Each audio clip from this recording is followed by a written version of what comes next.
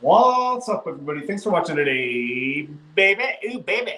All right, guys. Today's live stream, we are going to have Mama Deb on the channel to talk about how she got off of Suboxone and how she's doing after she's been off Suboxone for a bit. So she's now been off for around 2 months. So hang tight, guys. I'll have her on the channel in about the next 10 minutes or so. You guys know Mama Deb loves Izzy, so I figured I would have her on for the start of the show.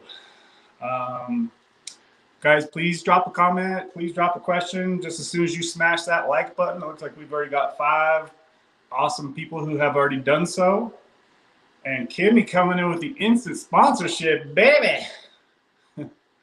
Shout out to Kimmy with the instant sponsorship of today's live stream, baby. Thank you, Kimmy. And Kimmy, you've been awesome up in here lately. And Kimmy's actually going to be on the show next week. Are we still planning on that, Kimmy? Does that work for you? Can you guys hear me okay? Does everything sound all right? Shout out to Kimmy for the early $10 super chat, baby. She's been really hooking it up in here lately with these sponsorships. So shout out to you, Kimmy. I really appreciate you, and also appreciate you being up in here helping out too. So thank you, and keeping the conversation going a lot of times as well. Let's see. So it looks like Mama Deb is already chilling in the studio, so that's awesome. It looks like this is actually going to work after all. Please say hello, guys. Please say hello. Smash that like button and ask any comments, questions, any questions you guys might have for Mama Deb that I could ask her. Please feel free. We have the lawn crew finishing up right now outside, so sorry about the sound. Let's see here. So I wanted to say shout out to Marky Rizzo for catching one of the trolls last week. I didn't even notice it until I went and watched the replay. So thanks for getting a hold of that. Thanks for taking care of that lightweight baby, Marky Rizzo, with the troll last week. Looks like we've had some trolls lately, I guess, popping in for whatever reason. It looks like we're 1 subscriber away from 2.6 thousand subscribers, guys. So if you are watching and you haven't yet hit that subscribe button, smash that subscribe button so we can hit 2600. We're 1 subscriber away, guys. Looks like we've already got 8 people in here, 9 people in here. So please say hello. Please say hello. I see the normies in here already. Jeremy S, good to see you. Marky Rizzo, Eric's up in here. How are you doing, Eric? With your Eric's got to be off of his opiates now for about, I want to say about a month and a half. So he's been off for a while as well. Curious how you're doing, Eric. Okay, so Kimmy said yes, she's planning on next week. So perfect. So we're gonna have Kimmy on next week, guys. Same day, same time. Guys, I had a full-blown panic attack 2 days ago. I'll tell you why in just a minute. Like the worst I've ever had. And we'll give you a hint of what it was about. Let's see, Mark, what's up, buddy? Jeremy, Eric. Deb says, been doing okay, Eric. Sleep is still rough. Dang, sleep is still an issue for you, huh, Deb? Say hi, Mama Deb. Say hi, everybody. Isabel and White. There she is, my dog. Say hello, Isabel. She's going to get her summertime groom here soon because she's starting to get a little too much fur going on here. Mama Deb said hi, Izzy. She said hi, Isabel. Hello. Jeremy says, what was the site again to find the Sublocade doctors? Just sublocade.com, and then you'll put in your zip code, and then it'll find the providers that can administer the shot in your area. If you guys need financial assistance, like say if you have insurance and they're only willing to pay half of the Sublocade shot, then you would check out the website, what is it called? insupport.com, www.insupport.com, and a lot of people are finding that they'll cover the remaining amount that your insurance will not pay for the shot. And I just got to let you guys know that I am not in any way affiliated with Sublocade or Sublocade.com or insupport.com. Nothing like that, okay? Let's see. Jerem1979 says, hi. What's up, Jerem? Good to see you back in here, my friend. I'll tell you real quick, guys, about the panic attack I had. So, so I have to take Izzy out before bed, and it's 2 freaking stories down. I've got 32 stairs in this downtown house. So I had to, I always take her out right before bed, but I had fell asleep. I had fell asleep early, okay? And so I woke up in the middle of the night realizing that I hadn't taken her out yet. So I stumbled my goofy ass downstairs and I let her out. And I have to go through my garage to get to the back part where she can go outside and pee. So we did that. We came back in and I woke up the next morning and I was like, Izzy, she's usually running around the room all morning, like ready to get her food. She's so excited for her food. And it was like silence. And I was like, what the hell? That's weird. I said, Izzy, you want a snack? Because that's like the key word to get her attention no matter what, anytime. And she'll come running. And it was silence, guys. My heart dropped. I was like, what the hell? So I started running through my house. Izzy, where are you? She was nowhere to be found, guys. I started panicking so hard. I could feel my heart was going so fast and I couldn't breathe. I was freaking the F out, you guys, so bad. I was so scared. I was going through the motions. I was like, oh my God, is she dead in like a corner of a room somewhere? That was the first thing I thought, knock on wood, but that never happens. Because remember how she was having the weird issue and I had to almost take her to the ER the other day, or the other week, I should say. It's been a couple weeks now. So that was the first thing I thought. And then I searched everywhere and didn't see her. And I was like, did somebody come steal her in the middle of the night? That's the next thing I thought. And I couldn't figure out what the hell was going on. I was running through my house. I was trying to call my mom, but I couldn't even work my freaking hands. I was freaking out that much. And so I ran downstairs to the bottom floor. And she was in my garage, you guys. So she slept the night in the garage. Oh my God. Freaking scared the hell out of me. Woo! But yeah, she was good to go. Luckily, safe in the garage. Bad daddy, huh?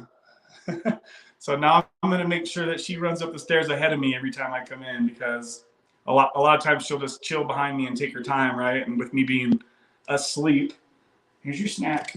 Here's your snackies. You love this thing, huh? Here's a little snack machine. If you guys don't have one of these for your dogs, I recommend you get them. It helps their teeth because they have to like gnaw in here to get their snack. I'll just push a little snack in there for her, and she has to kind of work for her snack. Sorry for getting off topic, guys, but yeah, that's what happened with my panic attack, guys. I was freaking, like, I literally was probably 5 seconds from passing out because I just couldn't breathe.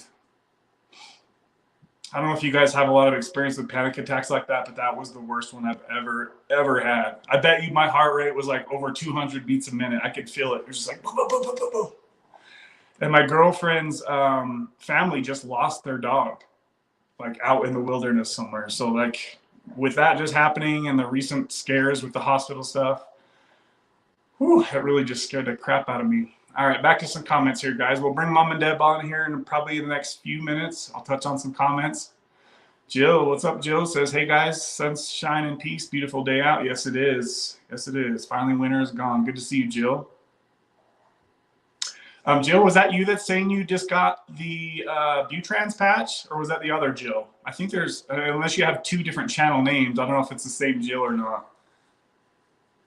But one of the Jills just got the Butrans patch instead of, I think she was going to do the Sublocade, but she was too small and skinny for Sublocade. So I think they tried to get her on Butrans patch. So I'm really excited to hear how that goes.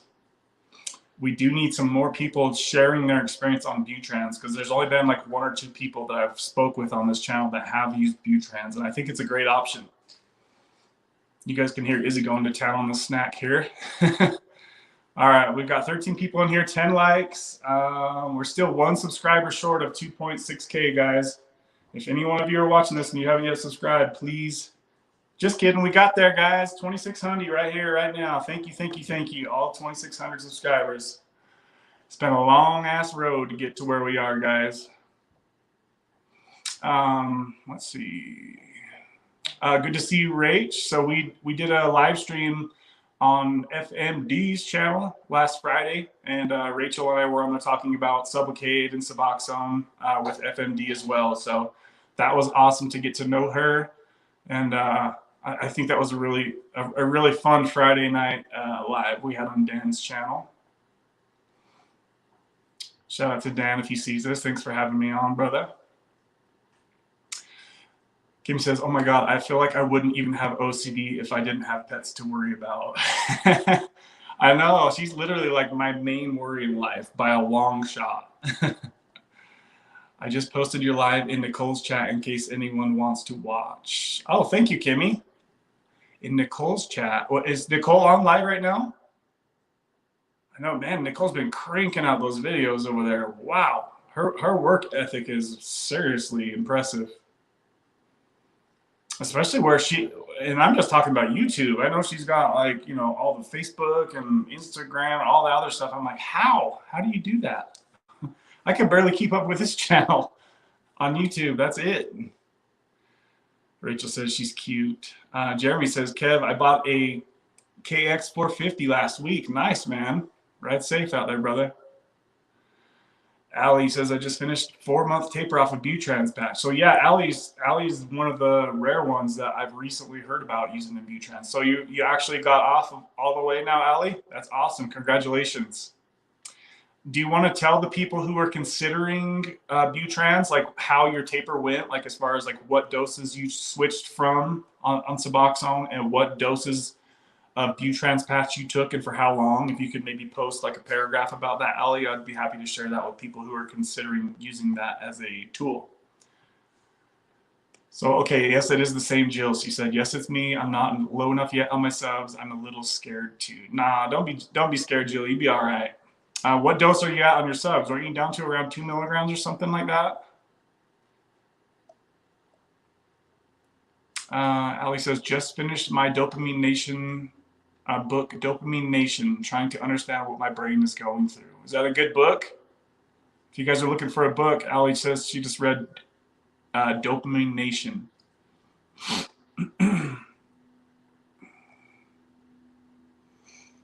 So we're going to bring Deb on just a couple more minutes, guys. Hang tight, Deb. We'll get you on here. I know everyone's excited to meet Deb and see who she is and have me talk with her. It's been a long time coming. We've got 15 people in here right now, guys. Good to talk to you and Dan. Yeah, that was an awesome time. That was a cool little conversation we had. No, our Telegram chat. Damn. See, I don't even know what Telegram is. I'm way out of there as far as like knowing all the high tech, you know, all the different apps and stuff. I'm not good at anything. I could barely even work this YouTube channel.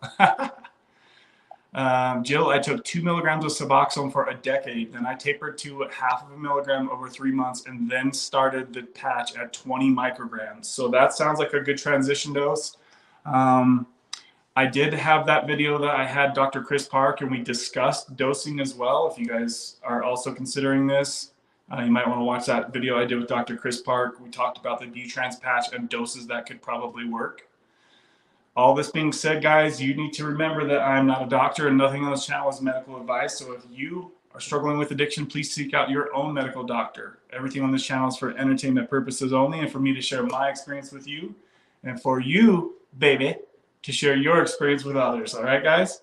Remember that this channel, a lot of what this channel is you guys sharing what you were going through and what worked for you and what didn't work for you to find your way out of the opiate addiction rat maze lifestyle, right, guys?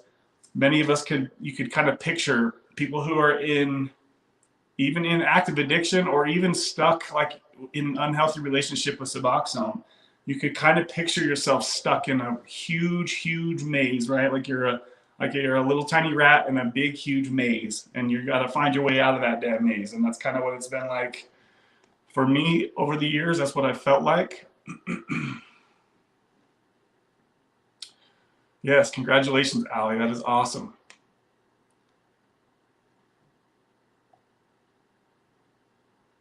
So how long in total, Allie, were you on Butrans? So it sounds like you've got to get down to about half of a milligram of Suboxone, guys, before you switch to the 20 microgram patch, somewhere right around there. And also remember, guys, too, that once you do switch to the patch, it's going to be a really even level filling, right? It's not like the Suboxone where it kicks in fully at once and then it falls off throughout the day, right? The Butrans patch is going to be a lot like the Sublocade. It's just going to give you a constant, steady flow, right? So you're not going to feel any ups and downs. You should just feel normal and steady. And then as the drug wears off, it'll just slowly come down 24/7, right? That's the goal anyway. That's the hope. Jeremy says, I'll be happy to be on 0 milligrams of subs. Good morning. How are you? Risky Fazen channel. Risky Fazen channel. I'm sorry if I said that wrong. Good to see you on here. Let's see. Be like that. Be spirit. Be happy.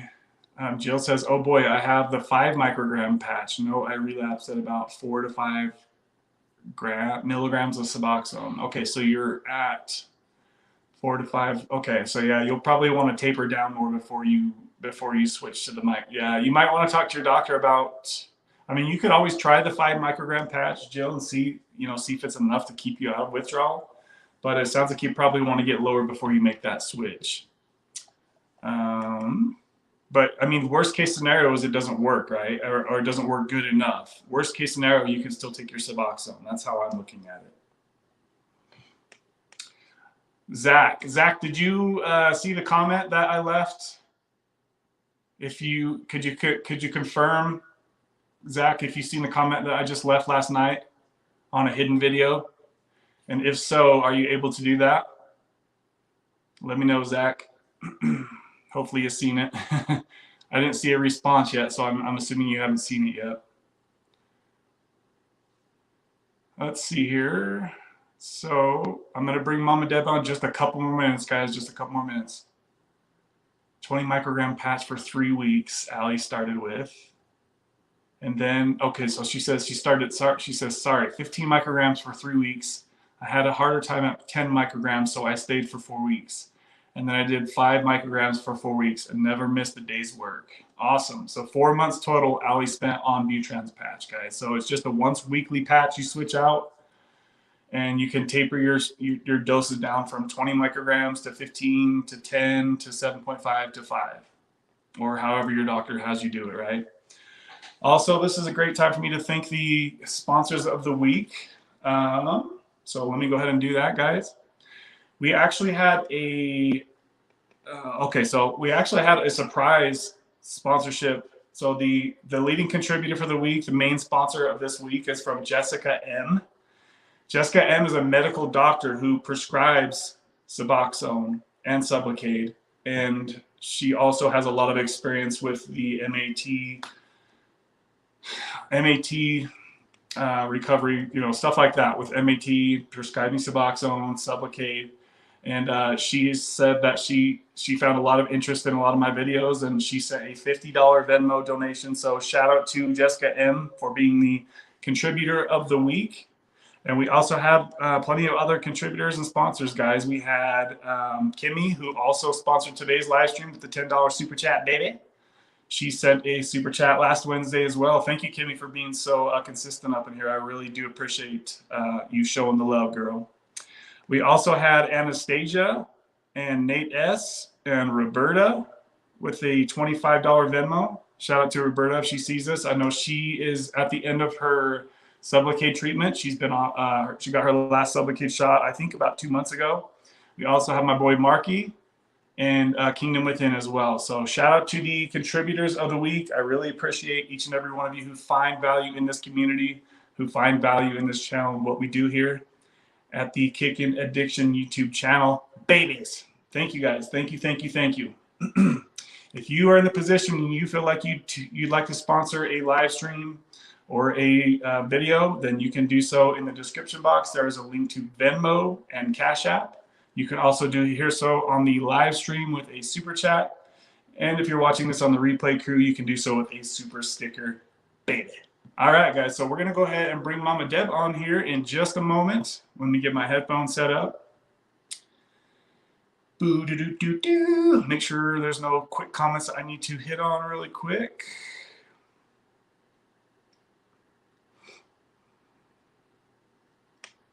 Marky, you got the trolls. You got the trolls, my brother.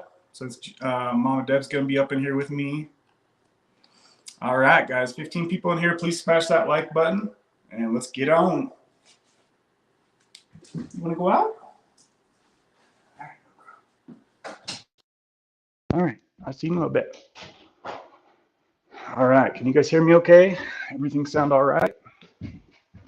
Please, somebody give me the clarification that sound is loud enough. Am I talking loud enough or too quiet?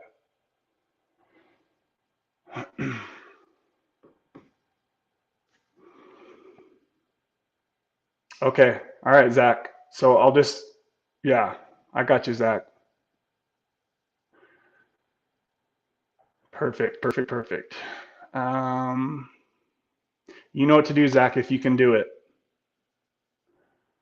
Okay, so Ali says strongest patch is 20 micrograms equal to half of a milligram of Suboxone a day. So can someone please clarify that the sound is okay still?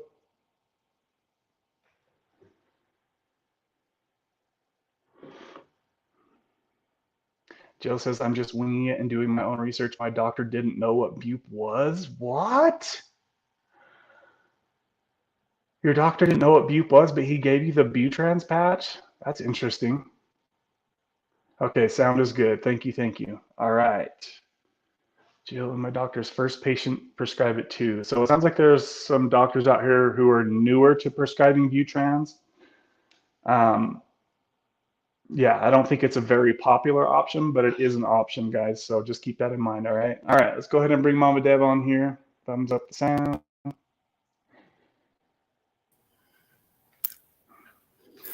Mama Deb. Hey, can you hear me all right? How you doing, girl? Yeah, we can hear you perfect. How you doing? I'm great. It's good to finally actually meet you. I know. I liked how you threw Izzy's snack thing out the door to make her run.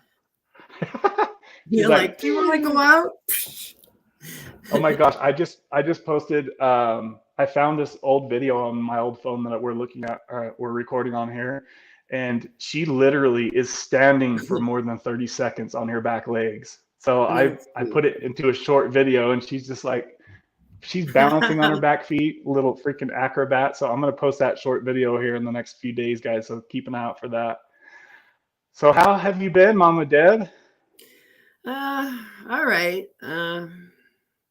Had some things going on. I lost one of my kitties yesterday. She died, but oh my God. She was old, you know, she was 23. So I knew it was coming, but it still sucks.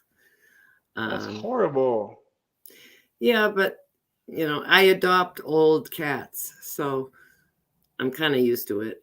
But she was happy, you know, she had a good life here. And she died 23 years old? Yeah. Yeah. She only had one tooth. She had one tooth. I had to feed her all this special food with water in it and stuff. But she was cool. She was a happy little girl. How many cats do you have? Now I've only got one. I had 6. Yeah, I had 6. All seniors. Well, I'm really sorry to hear about that. Oh, well, man, thank you. That's really horrible and heartbreaking.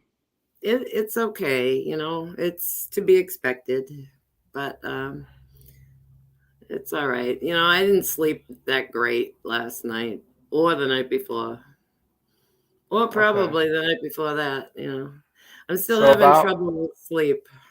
So sleep is the main issue at this point? Yeah, I think so. You know, and then I'll get up in the morning and I'll try to make myself do something, but I'm saying, oh, you're tired because you only slept 3 hours last night. Yeah. But then I'll say, tough, go out and walk around and do some work and do this. And I just make myself do it. And then by the afternoon, I feel better. And then I think, oh, well, I'm so tired now. I should be able to sleep tonight. But it never works out like that. Wow. I And don't you've know been what off it is. Suboxone now for 2 months or 2 months and a Yeah, few days or what? 2 months. I don't really count. It was March 5th. So 2 Okay. months and a week or something like that. Okay.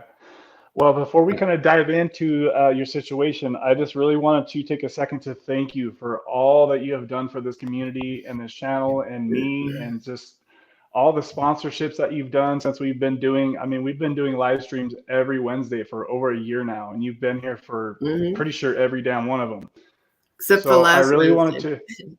Yeah, that's okay. You know, you had your birthday party, your son's birthday party. So, I mean, I missed one recently too. So I think that was your first one missing and probably my first one too a couple weeks ago. So, but I just really wanted to send you a huge shout out. You are the biggest contributor to this channel, financially speaking, and you've been so consistent over the entirety of this channel, and you've been such a great help and inspiring many other people, sharing your story as you've gone through with the tapers. So I really, really thank you for everything that you've done for us here on this channel and for me and for everybody that has watched your journey as you've gone on. So we're all really freaking proud of you, really fucking proud of you. I'll just say the F word.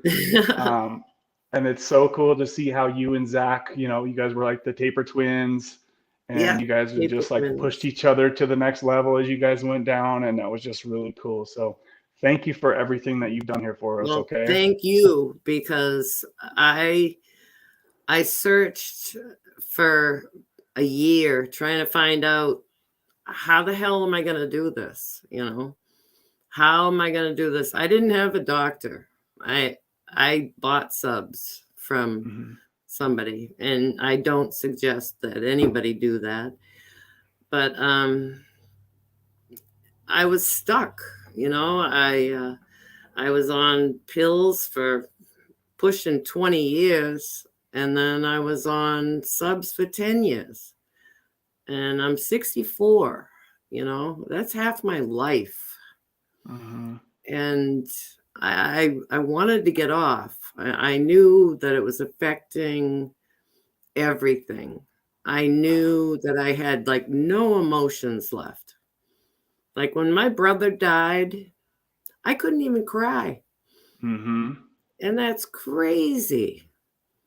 Crazy. You know, I only started crying for him a couple of months ago, or maybe a month ago. And it's just like everything was on a delay. You know, I think of it as like super glue or silly string all sprayed into your brain, and it just blocks everything.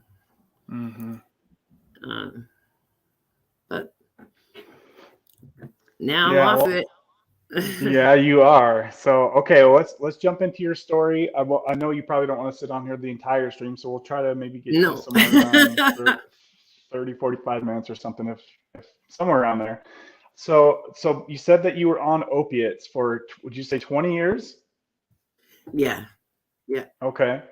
So what first got you into that? Was it some kind of accident or? Oh, no, it was just, you know, a friend gave me some and I thought it was cool. Then I got into a car accident and I had problems in my neck and I had to have neck surgery. So I got a lot of Percocets for that. At that time, you could order Percocets and Norcos online and they would be delivered overnight by UPS. What? What year was that? I knew you were going to ask that. I was still married. I don't remember. I was a mess. But I would get, 90 and then like a couple of weeks later, I'd get 90 more. I got it so that I would have them delivered at work. And by then I was completely addicted. And then the government decided, oh, this is dangerous. We can't do this anymore. And I would go out and I would buy pills from anyone that I could. And I didn't care how much they costed or anything. You know those checks, those fake checks that they used to send you with your credit card?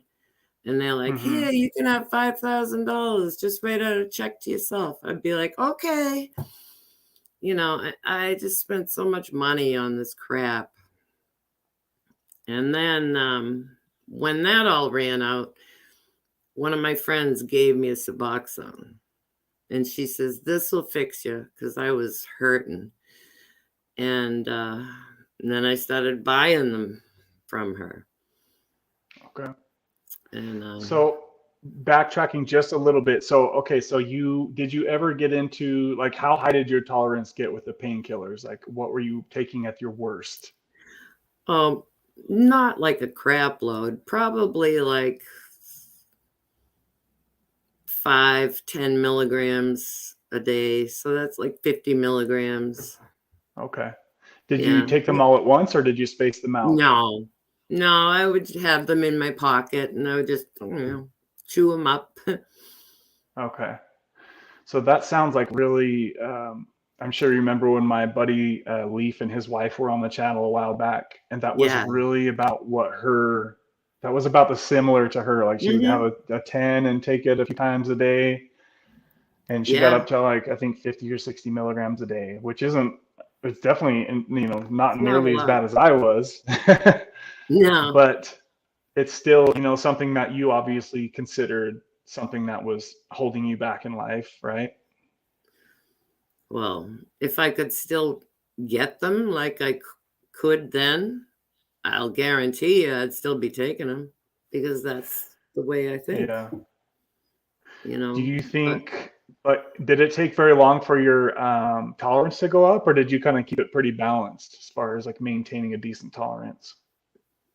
Well, it was supply, I tried to stretch out as much as I could. If I only had 160 for the month, then I'd have to count them out. But I always went over. I always ran out, always. And I would end up getting ripped off. I'd meet some guy and they'd give me like fake sugar pills or whatever. I'd get ripped off a lot. But I was like desperate, Yeah. I didn't know what to do, I didn't know how to get out of there, because I was working full time. Both my parents were living at my house. And I was divorced. I had 2 teenage sons. I just couldn't handle anything. But so that was like, I know for me, when I was taking it, it's like, I felt like I could do anything if I was under the influence of opiates. Yes. I could talk to any random stranger. I know Ryan Donnelly used to say you could shovel SHIT and be happy doing that. Is that how you were too? Oh, absolutely. Yeah. And I made the worst decisions of my life whenever I was taking either the pills or Suboxone. What do you think some of the worst decisions you've ever made that you're able to share with us while under the influence? Just, oh geez. Like at work, I would change positions. You could post to a new group and have a new boss and all this stuff and different hours, and I would be like, oh, this group sucks. And then I'd go to a new group and that group would suck even more. And then you would be stuck there for a year. Just stupid things like that, not thinking all the way through. Mm-hmm. Um, Yeah, it's almost like you don't think of the possible consequences as much, or like your brain doesn't like yeah. trigger that emotion in you anymore. It's like, just go with it. Yeah. Yeah. Another one was my mother, she lived down in Florida, and she called me one time and she's like, "Oh, I don't want to live here anymore." And I was like, "Oh, I'll come down and get you." And that was. Did you do it? Yeah, I did. Yeah, I flew down, I drove her back with all her stuff and her cat, and she moved in, and that was difficult. And then she got sick with dementia and stuff, and things just it was hard for a while. And Yeah. I don't know if I could have gotten off of the stuff going through that enormous amount of stress with Mm-hmm. two parents with dementia. And they had been divorced since I was 10 years old. And here they are living together in my house. And Oh, two wow. teenage sons that are not happy that there's these crazy old people living there. And me trying to hold down a full-time job working from home. And the boss was like, "Look, we don't pay people to babysit." I'm like, "Well, I'm not babysitting. I'm busting my ass." But still I had to look at them out of the corners of my eye to see if they were getting into trouble or wandering off, all that. So And you had your hands full. yeah.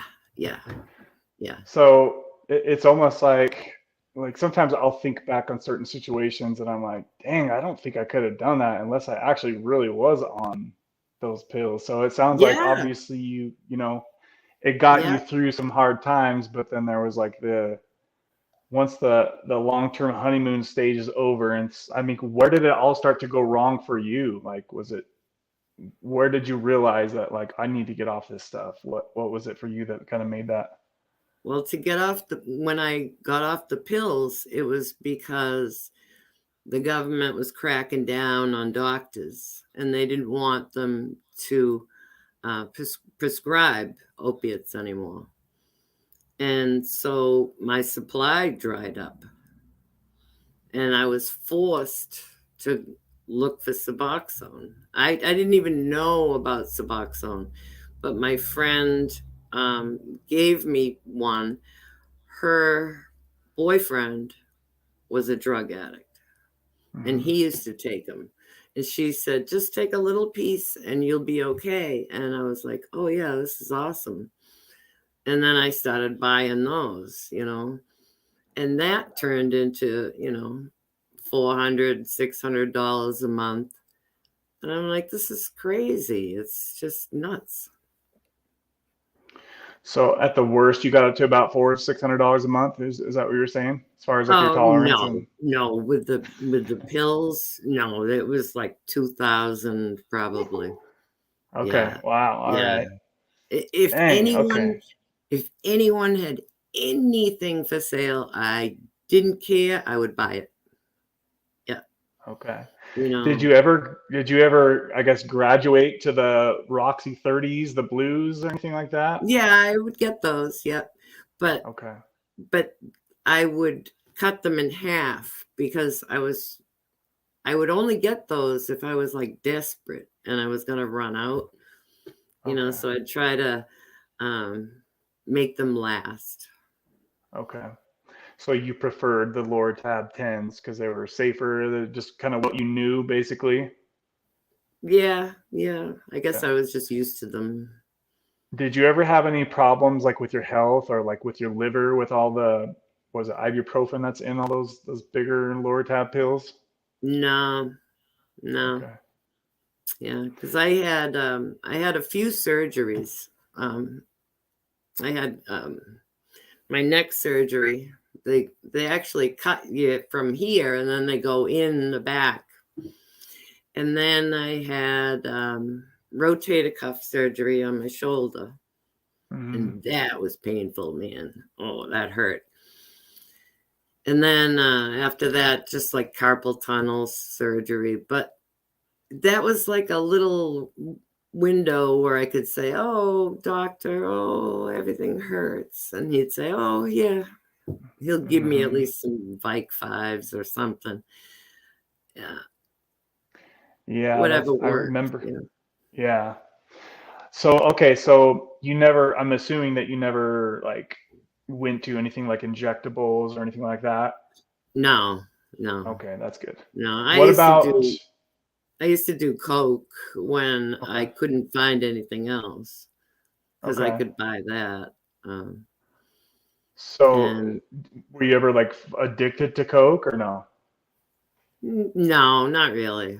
No, I Okay, preferred the pills. okay. What Yeah. about any other substances that you ever got addicted to? I was let's see. When I was about 18, there was a lot of drugs around. I worked in a warehouse on second shift, and there was a bunch of guys that worked with me, and everyone did drugs. Everyone. And you could buy anything you wanted. And they had this speed. It was a powder that you snort. It was blue, and we just called it blue. And I was like addicted to that. I loved that stuff. And I was chasing that for the rest of my life, you know, chasing that energy, that high, that I can do anything, you know, that feeling. How long did that last? Probably about 3 years. Yeah. And how did you get your way off of that? The warehouse closed, and I lost contact with the people. Okay. But was there much of a withdrawal? And I wasn't like, no, it wasn't bad. I probably because I was so young, you know. But it was, what did I want to say? It was different than the opiates, you know. It's just, it was fun to do like speed and be all happy. But it to me, it wasn't, I didn't get sick when I didn't have it, like with the pills. Jill said, is it crank? Is it the same thing? I don't know what that is. Okay. No. I think they kind of switched the terms as the years went on, but I've heard what Jill said as well. We just called it blue. Okay. Okay, so kind of going back to, let's see. So you said that your friend gave you some Suboxone when you, I'm assuming you were withdrawing and probably feeling like crap. Yeah, I was hurting. Yep. So what did you feel the first time you took Suboxone, and do you remember how much you took?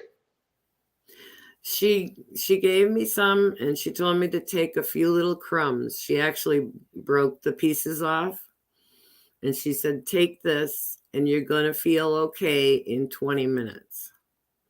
And I was like, "Oh, this is never going to work." But it did. Yeah. And of course, you know us, you know, more is better. So if I take a few crumbs and I feel okay, I'm going to take some more. And it's just insanity. It just never stops.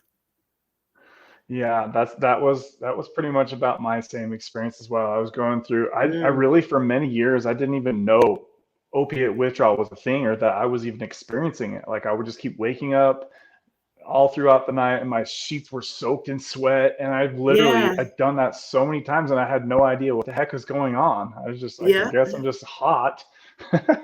And I remember being like so depressed and having to go to work. And I told my friend that was the guy that was Yeah. getting me stuff. And I was like, dude, I'm so depressed. I was like, how do you get through these depressive days?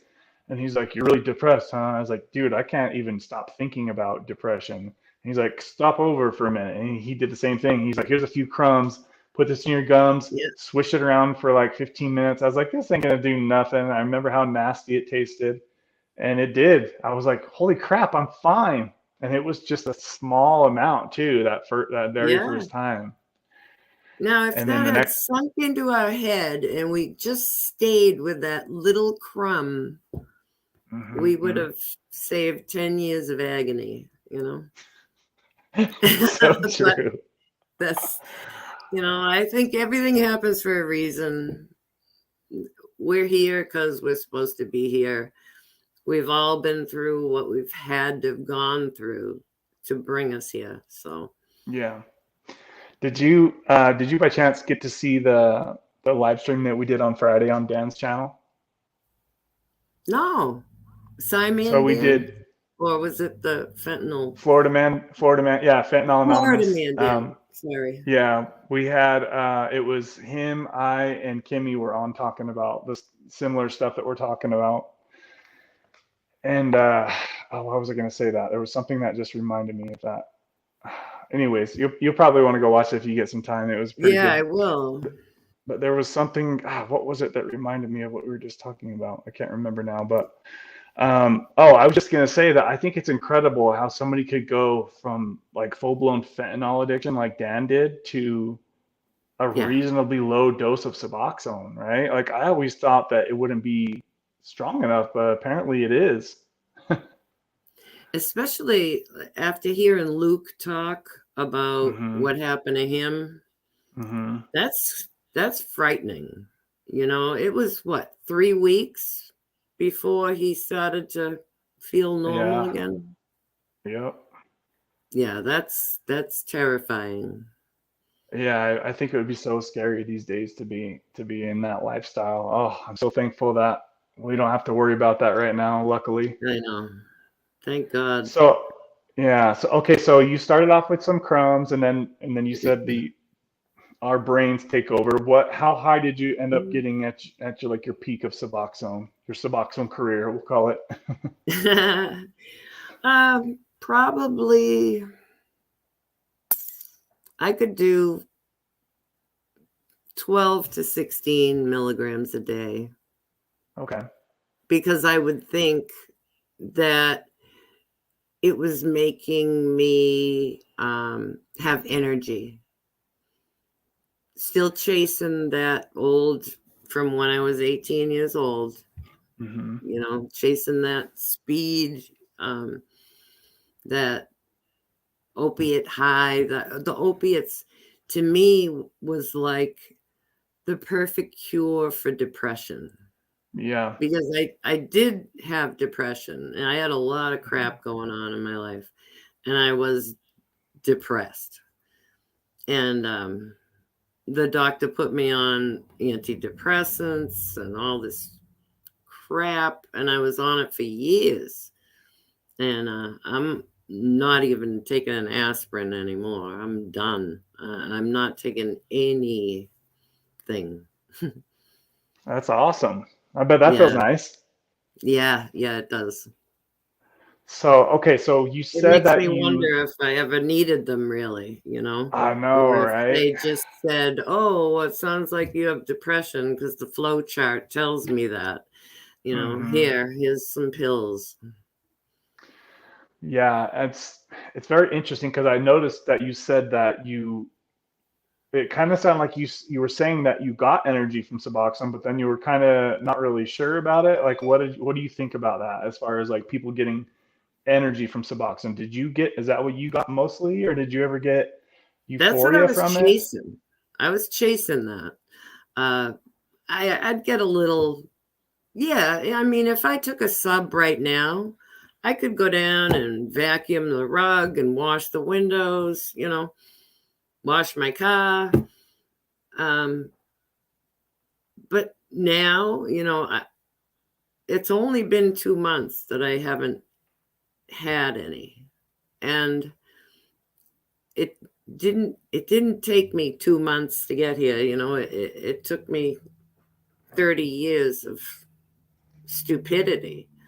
So I'm not going to get better overnight. You know, but every day is just a step forward. You know, I did stuff today that I didn't do yesterday. You know, I feel okay. I'm not dying or anything. So I'm confident that I'm on the right path finally, and everything's gonna get better. Yeah, that's awesome. I'm really happy to see you smiling as you say that. And it's like it's like you know that, you know, the hard part's over with. You did all the major hard work, and now you just, it's like Marky always say, like you know, the medication's keeping us sick, and now it's just like your brain just has to rewire to be normal, and it might take a little time, and you know that, and that's okay, right? Like Absolutely. you're not stuck in bed throwing up all day and, you know, sitting there crying your eyes out in misery all day because it's so painful. At least you're able to get out and do things and you're still making progress every day, and you're tracking that progress and you're realizing that it is getting better. Yep, definitely. Hold on just a quick second here. I got a surprise for you. What's up, Deb? Zach, my taper twin. Congrats. Thanks. Awesome. You too. I figured it would be awesome to have Zach pop on here. I don't know if you guys talk to each other off of YouTube or not, but either way, it would be cool to have you guys both on here. Yeah, it's awesome. Zach is 10 days ahead of me. Zach just killed it at the end. I could not keep up with you. Well, I was thinking it's funny because when we were talking about being twins, and I was thinking how much it helped to have somebody that was going through the similar stuff that I was going through. And I remember one time, like, you went down to like 0.33 or something, and I was still on 0.5, and I'm just like, what? I remember that. I was on there for like 7 weeks. I was like, how is she doing this? Like, what is going on? And then finally I was able to come down, but I was on like 0.5 for like something like 7 weeks. I just could not get off that level. It was so hard. Yeah, I know, but that's the thing. You have to listen to your body. When your body's ready, then you can, and your brain, then you can do it. Yeah. But, you know, but you can't just be like, oh, well, I have to go to a cookout, so I'm going to up my dose for the day, you know? Yeah. You have to put it in a container, and that's it. That's all you get for the day. And that's the key. That was always my biggest problem is, I know, you guys have all heard me talk about this, is what Mom and Deb just said, is like allowing myself to up the dose for the day because I had to do something social. And then before you know it, that one day turns into 2, and then your tolerance is raising immediately. So it's just like the way you guys just like, it's like you blocked that option totally out of your brain, and it was very impressive to see you both be so much easier with a twin. Yeah. I don't know if Zach, if I didn't find Zach, I don't know if I would have been as successful. Honest to God. You guys have heard them talking about the taper twins. Obviously, if you guys didn't know, that's these two. They found each other here on YouTube, and they pushed each other down and kept track of each other, and, you know, supported each other on their way down through their next doses. And it could really help to know that, you know, somebody else in the world is going through very similar things that you're going through, and you know, you can kind of pull each other to the top, sort of thing. You know what I mean? Motivate each other and support each other. And it's where, like, we don't have that support probably in real life with somebody that you're really close to. You can find your people here on the internet and YouTube and comments and videos like this. Yeah, it helped big time. I remember sometimes, like, I would be, you know, maybe getting an easier couple of days, and I would let her know, hey, it's coming. Just hang on a little longer because it's coming, you know? Yeah. And I would listen to that, and I'd hold on to that, and I'd be up all night, and I'd say, Zach says it's going to get better. Zach says it's going to get better. because you're the one that figured out the red zone. Day 10 through day 13 or 14, after you tape it down, you're going to have a rough few days, but it's going to get better. So you just have to go through the rough 3 days. Who can't do that, you know? Exactly. And then it evens out. And yeah, it was a huge help to meet you. Huge. Yeah, and still you were talking about the sleep. Me as well. I mean, most nights I get between 6 and 6.5 hours, but there's still some nights where I'll be up till almost 1 o'clock in the morning, like lay down at maybe 10:30, back up at 11 o'clock, lay down at 11:45, and back up at 12:30, and then finally asleep by 1. There's many nights that I go through that, but I'll usually sleep till almost 7, so I get I do get a good 6.5 hours now. So I was up last night from 11:30 to 6 a.m. Ooh. Oh, that's a rough one. a.m. I've read 25 books in the past 2 months at night. Damn. Because I don't want to sit there and look at my phone, because that's gonna, keep me awake. Yeah. So I read books. That's good. And, Mama Deb, do you work like a normal job or no? No, not anymore. No, I'm retired. So I was gonna ask, because I was seeing something about how Luke was just so frustrated on one of his recent videos, and he was like, I just don't see how the hell people do this. And like, I was always super, super impressed, Zach, with how you were such a hustler and such a good father, and you're always go, go, go and running businesses and shit. And on top of all that, you freaking went from 40 plus milligrams of Suboxone to nothing in what, a year? Basically, yeah. I mean, I had rough times. I would drive to work.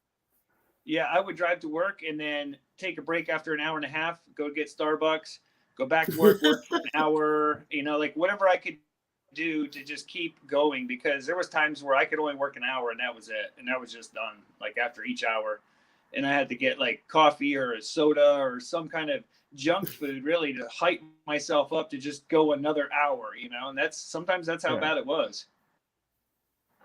I don't know. Like, I don't know, man. I don't see, I honestly, it seemed like what you did, and I want to say Deb too, but I couldn't see Deb's videos, as I'm referring to Zach right here, but it's like, dude, it seems so hard to just do what you did without having to run a business and without having to be a good dad and do all the home stuff.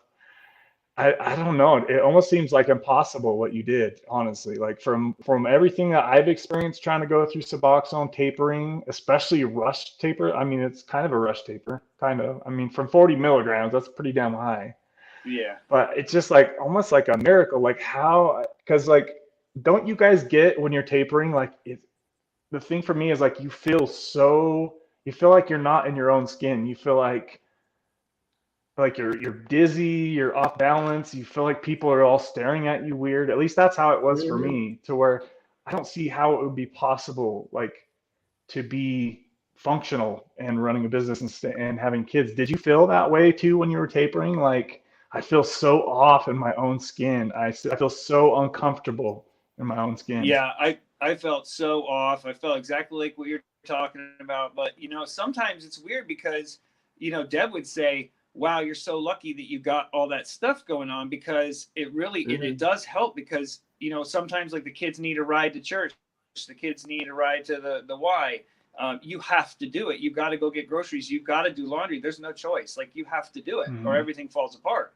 So it forces you to do things that maybe also make you motivate your body and move your body around, which also helps a little bit. Sometimes Deb would be sitting there just like, sitting there where, maybe it's so cold outside where she's inside, stuck inside, and then she has nothing to do. And it's like just driving her crazy, where when she would go visit her grandson, she would be busy and be occupied. Do you think Deb was kind of the same thing? Yeah, absolutely. Yeah. And I even bought a treadmill because it's damn cold up here and there's a lot of snow. and there's nowhere to walk.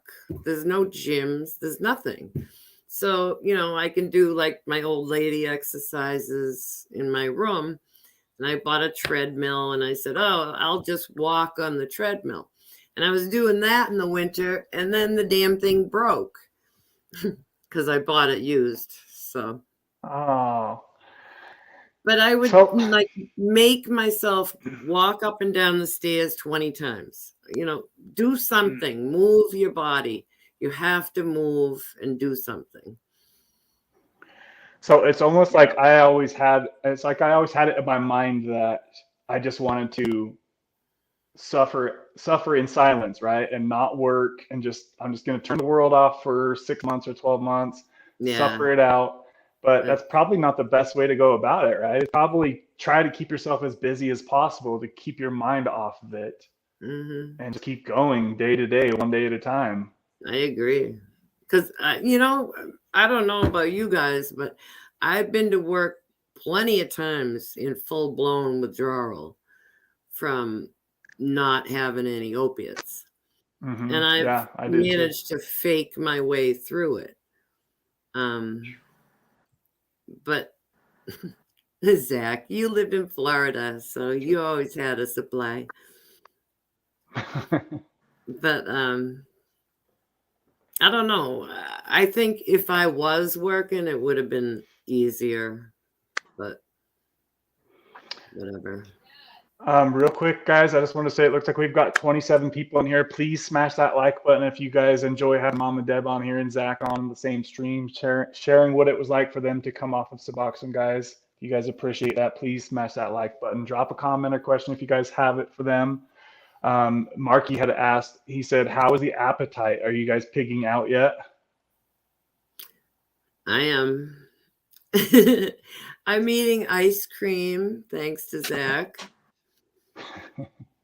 No, I think I've gained about 5 pounds in the past 2 months because I'm starving.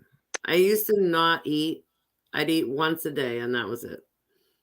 Now I'm starving all the time. So it is. How about you, Zach?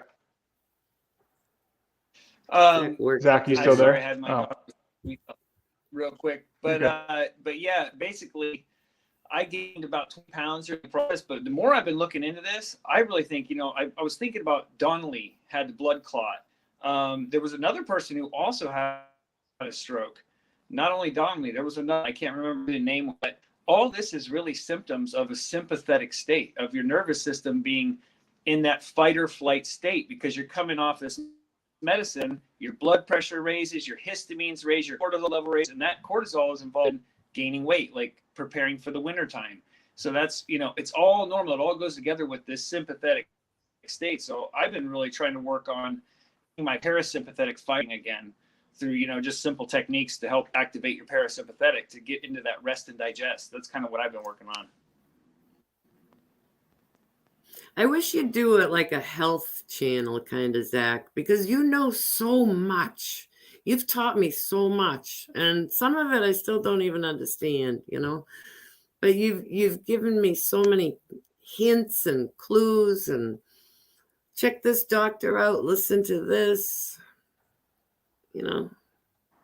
That's great. Yeah, Zach does a lot of research, you can tell. Yeah, your internet connection's a little glitchy, I think. I gotta head out. You still there, Zach? Guys. I go take my daughter to youth group. Hey, it was good to have you pop on here for a minute. Thanks for doing so. Bye, twin. Love you. Later, brother. Bye, guys. Bye, twin. See ya. Love you. Bye. Bye. So I figured I would try to. He is awesome. I figured I would try to surprise you and have him pop on here for a minute. That was cool. So we'll get back to, we were talking about your tapering before we brought Zach on here. So how long was your entire taper from start to finish? Like how long did it take you? Well, let's see. The first time I decided that I wanted to get off Suboxone was during this COVID and everything. And I was worried about like the supply chain, worried about what if that girl that I get them from doesn't have them anymore.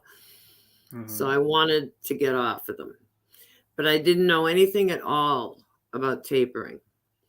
So, and I didn't know anything, you know, and I went on YouTube, and I was new to YouTube. I didn't know much about it. And I found Erica Legs. It's a YouTube channel, and she jumped off at 16 milligrams, and she went through complete hell and documented everything. So I was like, oh, okay, I guess this is how it's going to be.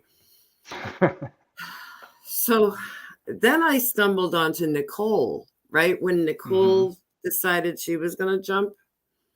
So I'm like, oh, I'll do it with her. You know, I was just like ghost watching, never said anything to anybody. And I tried, and I didn't make it very far. But those few days that I didn't take any, I was able to cut my dose in half. You know, the 8 milligrams turned into 4. So and you did what I always preach. Yeah. Yeah. Don't suffer for nothing, guys. If you do it, if you try to jump off Suboxone at whatever dose you're on and you make it 3, 4, 5, 6, 7 days, do not come back on at the same dose that you were on, because you can now lower your dose. Yep. So and that's what you did, right? Yep. Your body will accept it. And so I would go, you know, I would go for a few weeks and try to cut down, but I didn't have a taper plan. I didn't understand that it takes a couple of weeks for your body to adjust to a lower dose. I was always like, oh, it just needs 3 days, because for some reason I had 3 days stuck in my head because, you know, opiate withdrawal, that's what they always say, 3 days. But it doesn't work like that. You know, that backfires. When you try to taper too fast, your body is going to scream and you're going to end up going back up. And I've done that many times. And then I found your channel, and your channel has absolutely been the thing that has helped me to get off of Suboxone. You and everyone in the chat, we're all like a family, and it's awesome. Well, that makes me happy that you found me here on YouTube. I mean, it's the only place that I am, but like, what year do you think it was that you first found me? Like back in like what, 2019, 2020? You said what, after the virus? No, it was after that. It was like, let's see, when did I start this? I think it was 2022. Okay. Yeah, it was just like a year and a half ago, maybe. Yeah. So what was the first dose that you tried to jump off? Was it like full 16? No, it was like around 6 to 8 milligrams. I would just rip pieces off, you know, never measured them, never took track, never kept track of anything. I just That's nice. I wish I was that way. I wish I wasn't so, you know, every little like I'm so paranoid about every little thing. Kev, I did that for a while. I was just like you. I'd write down everything. I'd write down my dose and the time and the date. And then one day I said, this is stupid. And I threw the whole notebook away. I was like, you have OCD. Stop doing this. Yeah, that's definitely something I've had for many years with Suboxone. The OCD, I mean, I've had it with everything, not just Suboxone. Like when I moved my house, it literally takes me about a month or two to do so, because every little box has to be packed perfectly. Freaking sucks. So, okay, so you tried jumping from 6, 8 milligrams, and then you made it, how long did you say? A few days, maybe? Oh, yeah, not long. Few days. And then I would try again and try again. And I think by February, I made it 23 days. And I don't remember what dose I was on. I would guess 4 milligrams. I don't know. But it was a horrible experience. Mm-hmm. And my son said, "Oh, take some kratom. That will help you." Mm-hmm. Okay. So I was taking too much kratom. And then when I tried to stop the kratom, the RLS was horrible. It was even worse than the Suboxone. So I ended up back on Suboxone. Mm-hmm. And then my mother got sick and she was dying. And so I would have to, I'd have to drive down 400 miles each way, all in the same day. So that's 12, 13 hours of driving. I would do that every week. And I would say, oh, well, because I have to drive so much, I'll just take a little bit extra Suboxone so I don't get sleepy on the road, I'd always have an excuse. Excuse me. But the stress, of doing that and having to stay in motels and all this crap, I knew that I would have to wait till after she was gone before I could seriously start tapering, and measuring. And so after she passed, I think I bumped myself up to 2 milligrams the week she was in hospice. And then I went back down. I went to 0.5 and then I went to 0.33. And I was at 0.33 for a long, long time. I would say a couple months. Probably because I tried too fast. And then and then I went down just a little bit each couple weeks when my body felt like I could do it. And then when I met Zach, my taper twin, then it got a lot easier. So what dose were you on when you found Zach? Probably 0.5 milligram. Okay. Around then. Was there any point that you noticed with your Suboxone tapering that was like it was a really hard part that you got kind of stuck on and you couldn't get past, like a certain dose? Yeah. The 0.25. Okay. That was a hard one. And then I went down. I tried to cut that in half and go down to like 0.125. But that was too much, so I had to just I would take the piece. And all right, let me forget what I just said. Me and Zach decided that we wanted to try to duplicate the Sublocade in having a steady stream of medication going through you. So whatever size dose you had for the day, we would cut it in 4 pieces and take one piece every 6 hours. And that way, if you felt like crap, you knew that you could have a piece in 6 hours, And it enabled me to sleep. I could sleep through the night, and it was working until my dose got so low I couldn't cut the piece into little pieces anymore. The dose was just too low. And the crumb, Melly, and it wasn't doing anything anymore. And Marky said, just bite the bullet. And I was like, yeah, you're right. And so I did.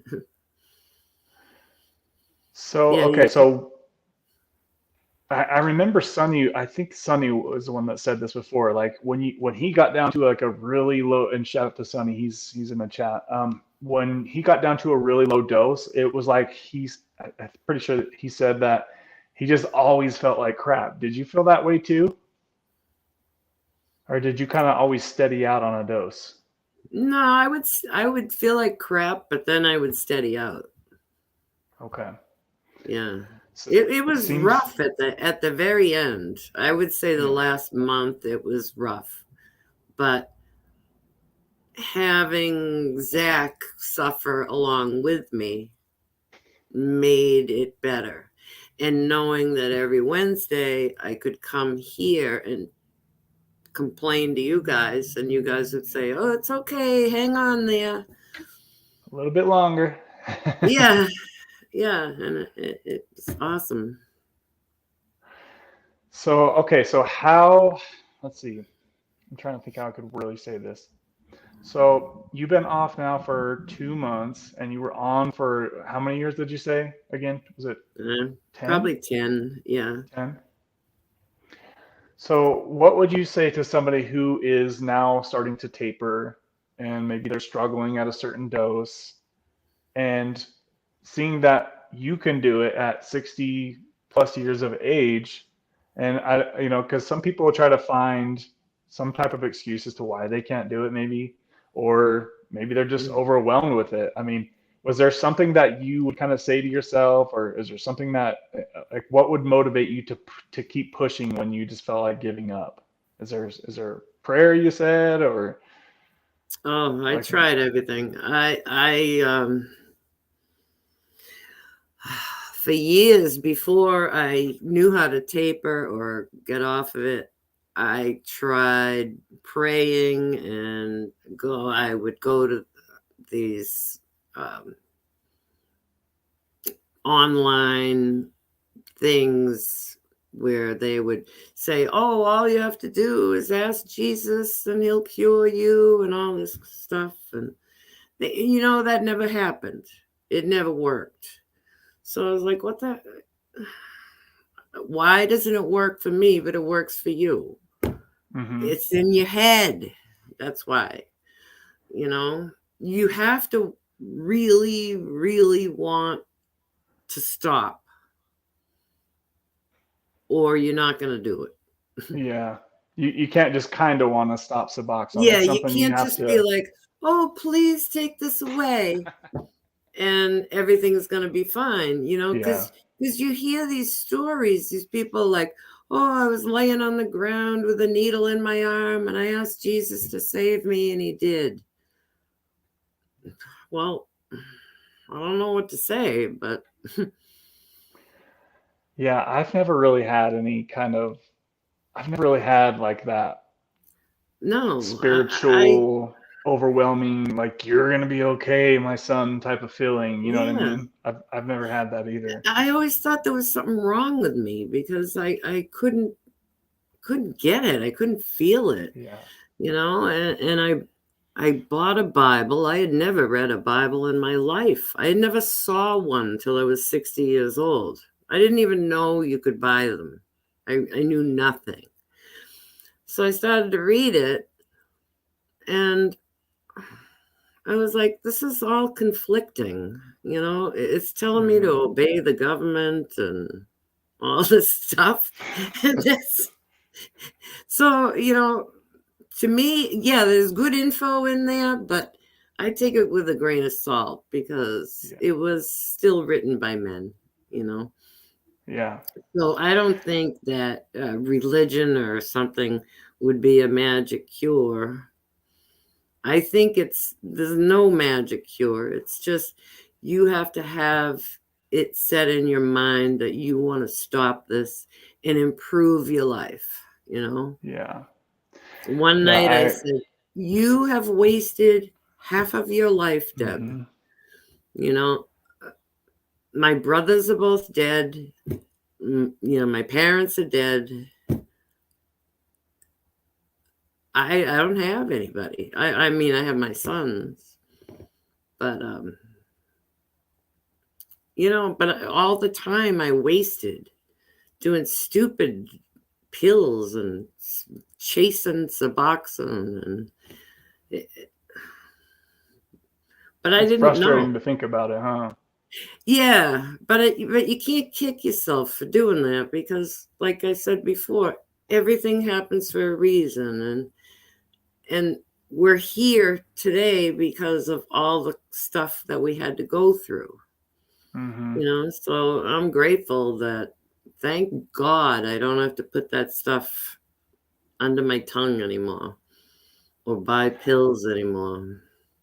Yeah, that's all behind you now. It kind of makes me think of actually, you just kind of reminded me of a question I like to ask people who have gotten off subs. You probably know what's coming, but what is the first thought that comes to mind if I told you that tomorrow morning you have to get back on Suboxone? Hell no. I love that. There you go. Hell no. Nope. So you would not ever want to touch Suboxone again? Hell no. No. I have some in the house, but I'm not going to take it. My son takes it, and he's is it just tapering. The reason you said hell no is because you just knew how hard it was to get off of, or you knew how much of a hold it had on your life, or what would the reason? Both, actually, because I wouldn't ever want to have to get off it again. And I know that if I took a little, I would end up taking more, you know. No. Yeah, that's good. That's the response I've tried to get sometimes out of other people. I'm not a fan of Big Pharma. No. Yeah, I know a lot of people feel the same way that you do with that too. It's pretty crazy to think, all the different loopholes and all the different things that can keep us stuck and tied to for our whole lives. Yeah. Hold on just a second. Looks like we've got Jerem 1979 with a $20 super chat, baby. Shout out to you, Jerem. Shout out to you, Jerem. I appreciate that, my friend. He doesn't say any comments. Do you have anything to say to us, Jerem? Awesome stuff. He's got like a dancing hippo on here that says V for victory. You did it, Deb. You did it. Woo. Woo! Wow. Well, do you have? I know you don't want to stay on here too dang late. Is there anything else you wanted to chat about, or are you good, or? No, I'm good. I feel stupid being on, so I Why? hope I didn't babble and make an ass. No, you're great. No, everybody's always been wanting to have you on, so I've been trying to kind of nudge you on the channel for the last. And of course my cat dies the day before, so. I know. I'm so sorry to hear about that. I'm so sorry to hear about that. That's all right. You're stronger than me. I'm such a baby with that stuff. What was her name? Pixie. Pixie. Cute. Pixie. 23 years. That's a really good life. Yeah. She was in the shelter. She was in the cage for 3 months before I went in there. I was looking at another cat to adopt, and she just looked at me and she put her paw out, and I said, "Oh, I want this one," and I took her home. And she had little short legs. She was one of those, I don't know, they crossbreed the little short cats. I don't even know what kind it is. So I always called her Pixie. And how long did you have her for? 5 years. 5 years. Yeah. Just quick side note here. Marky Rizzo just sent a $10 Cash App, baby. He says, we love you, Deb, and proud of you, Deb. So Marky just said that, says he's proud of you, and we're thankful to have you here on this video here today. Yep, Marky, you're the man, and I'm not going to throw rocks at you ever. I thought Marky was going to disappear because you got off Suboxone, so I'm glad to see that he's still here. No, he's the cheerleader. Yeah, we got to have him stick around here. Roberta just said, Deb, you're amazing. So good to see you in here, Roberta. Let's see. Does anybody have any questions for Deb while I still have her on? I know she doesn't want to stay on here too long. We've already had her on here for like an hour now. Let's see. Can you see the comments, Deb? Yeah. You're welcome to, if you see anything that you want to respond to. Oh, thanks, Jerry. Marky said, there was Marky one said, girl. a bullet or a sub? I'll take a bullet, please. There was one girl I met on a comment on a different channel from yours, and she said that she listens to your live streams, and her name is Lulabelle. So Lulabelle, if you're here, don't be shy. Yeah, I don't think I've ever heard that name. So she watches the channel and she's just a ghost watcher, or what? I guess she said she was tapering down, getting lower or something, or maybe struggling. But I just wanted to say hi to her and let her know that we're all a family here. Nobody's going to be mean to you. Oh, hell no. You know we don't allow that around here. No. It looks like Sonny S just came out with a $10 super chat, baby. He says, congrats, Deb. You're amazing. Oh, Sonny, thank you. Shout out to you, Sonny. It's good to see you. And I'm glad that Sonny sticks around this community as well, because, I always see him motivating people in the comments as well. And it can really, it can really help push people forward, knowing that there's people like him out there that are 2+ years, 2.5 years off Suboxone. And I really wish he still had his channel up. That sucks he had to take it down, but I still remember the content that was on there. It's still in my heart, Sonny. And Sonny comes from the Rockin' Roberta days, so shout out to Rockin' Roberta. Did you know Rockin' Roberta, Deb? No, I didn't know her until I didn't even hear about her until after I found you. Okay. Have you ever checked out her channel? I know she's got a bunch of videos still up there. I don't think there's too many anymore. There's nothing about drugs. Suboxone, really? I think that she, when she moved to Arizona, and I think she was trying to like restructure her channel to not talk about so many drug things. So I think she had, I want to say she had like 1,000 videos or something, and she took most of them down. She had a lot of good tapering Suboxone videos. I wish she still had those up. Also, Kimmy just sent another $5 super chat. She says, "You are amazing, Deb. Thank you for sharing." Woo! And also, Deb, I noticed that we're matching kind of. You got the same color shirt on as me? Oh, I have gray t-shirt. I thought it was like a bluish. Okay, no. We're almost matching. I'm not very girly. No, you're good. I like your glasses. They're cute. They fit you good. Oh, thanks. I'm a sucker for glasses. My girlfriend always wears her glasses. I'm like, that looks so cute on you. Please keep wearing those. I actually went to the eye doctor last week for the first time in 3 years. So I got new glasses ordered. So next time you see me, I'll look a little different. So you're saying you'll come on the channel again? Sure. Yeah. All right. Good.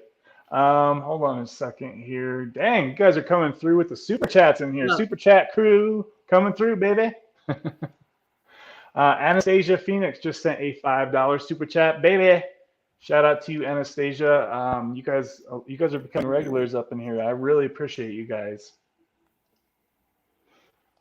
Anastasia Phoenix also contributed last week, as most of you guys are all contributing weekly in here. So I really want to say thank you to all of you guys. And Mama Deb, I won't keep you for much longer. Unless you want to stay, you're more than welcome to. Well, Danielle has a question. Okay, go for it. Do you have any tips for getting under 2 milligrams? I've been stuck at 2 milligrams for a few years and can't taper any lower. The best thing, I don't know what your situation is, whether you have young kids or what, but the best way that I could taper lower was to not take any for like 2 days, at least 2 days. And then you can cut down and your body will accept it. Mm-hmm. Because I was if you have a weekend or something, you know, or you have a couple days off work, that might be a good time to pretend you're sick. Tell everybody you got the flu. Who cares? You know, just try, you know. That's a really good way to do it. Yeah. Did she say she's stuck at 2 milligrams? Is that what she said? Yeah. Okay. Yeah. Yeah. I mean, if you could take a few days off, you know, just chill at home and try to distract yourself if you can, maybe for a couple days, and then try going down to 1 milligram or 1.5 or something like that is probably, even just a couple days I found in my past, you could really use that to lower your dose. Yeah, because you're not going to get the RLS immediately. Yeah. You know, it's going to take a couple days before it hits you. So you might as well just try to go without, and your body's going to say, oh, I'll accept this. Just a quick side note, guys, we just hit a channel record, 34 people in here. Please smash that like button, guys. Please smash it. We've only got 28 likes on this video. If you enjoy Mama Deb coming up on here, Zach coming up on here, please smash that like button, guys. It really will help others find this channel. So that is the channel record, Mama Deb, 34 people. You did it, girl. Yay. Is there any other questions that you see? Read that book, Dopamine Nation. Thank you. Dopamine Nation, Allie was just talking about. Let's see here. And the thing is, somebody asked before about how was pause.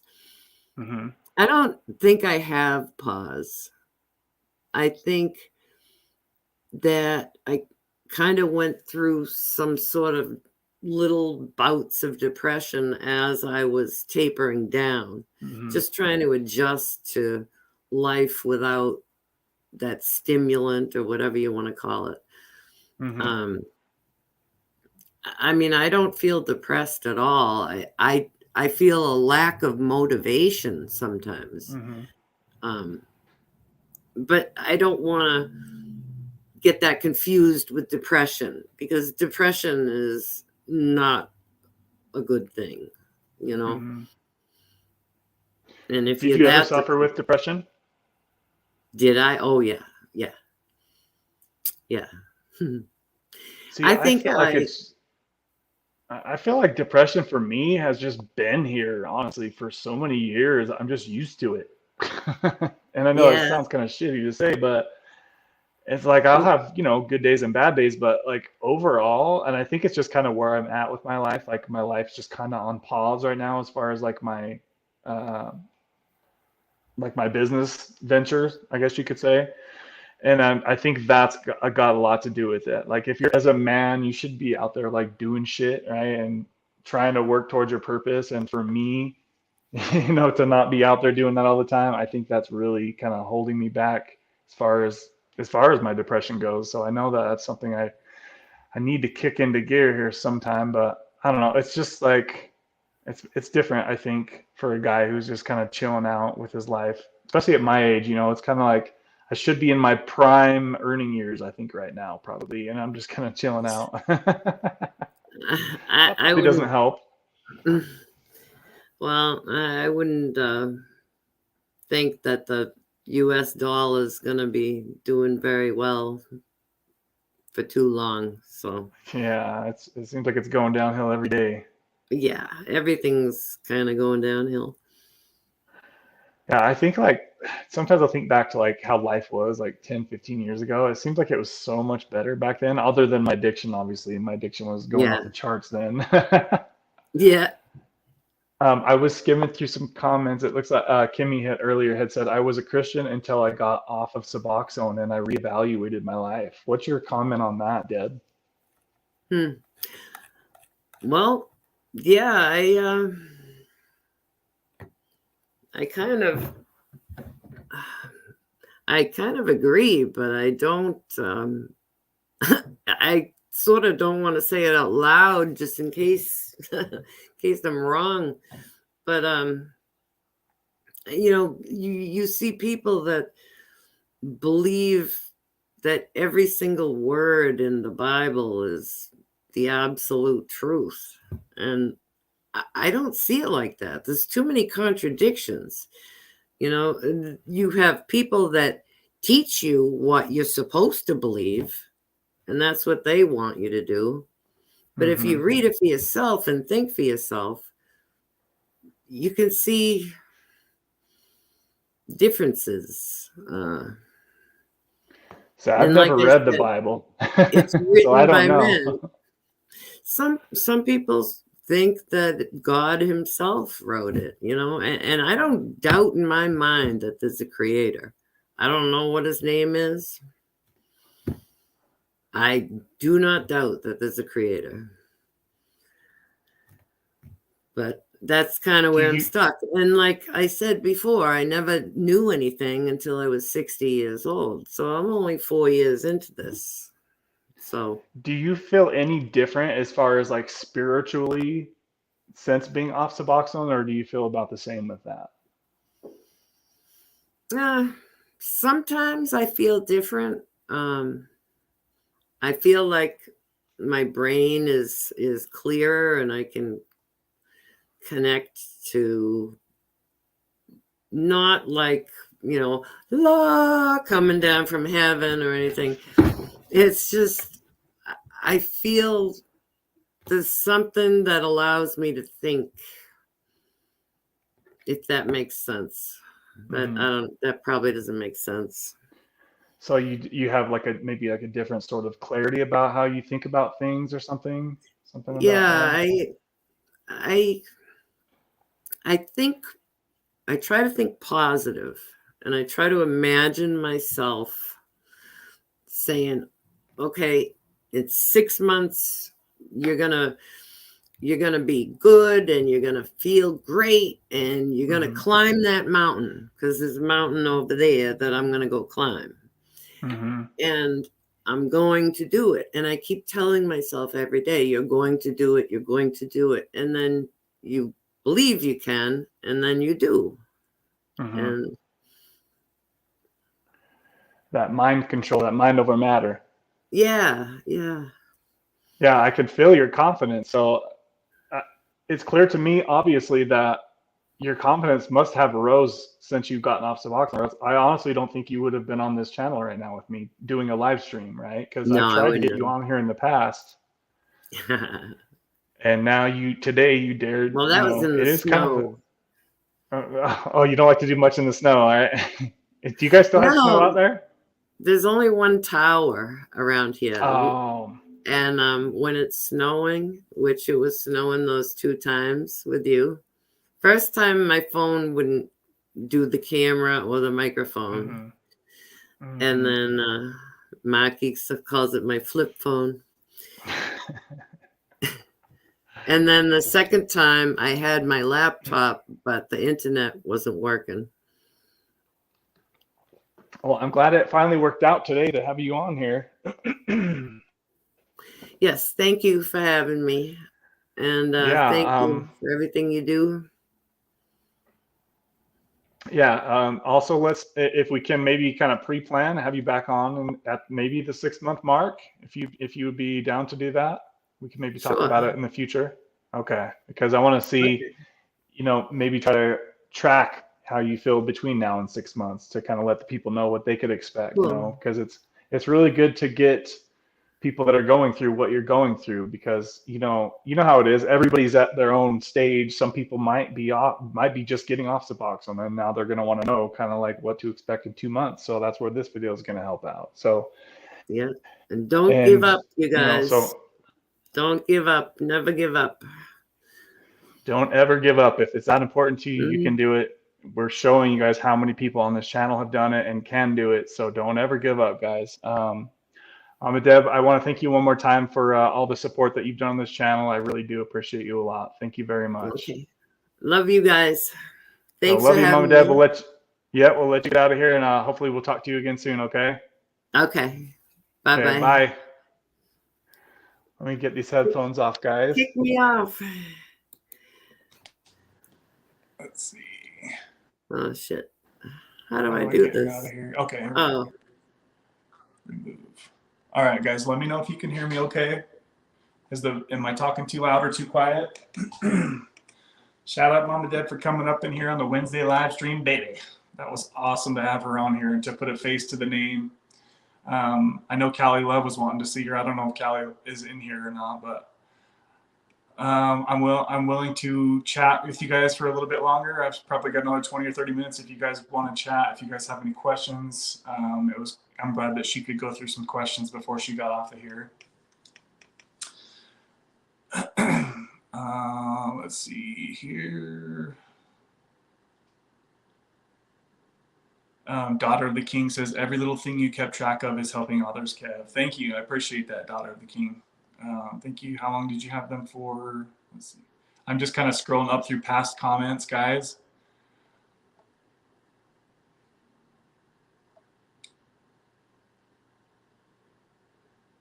So as of right now, we're planning on having Kimmy on for the next Wednesday live stream. I would like to have Zach on just to kind of go over his story again in the near future as well.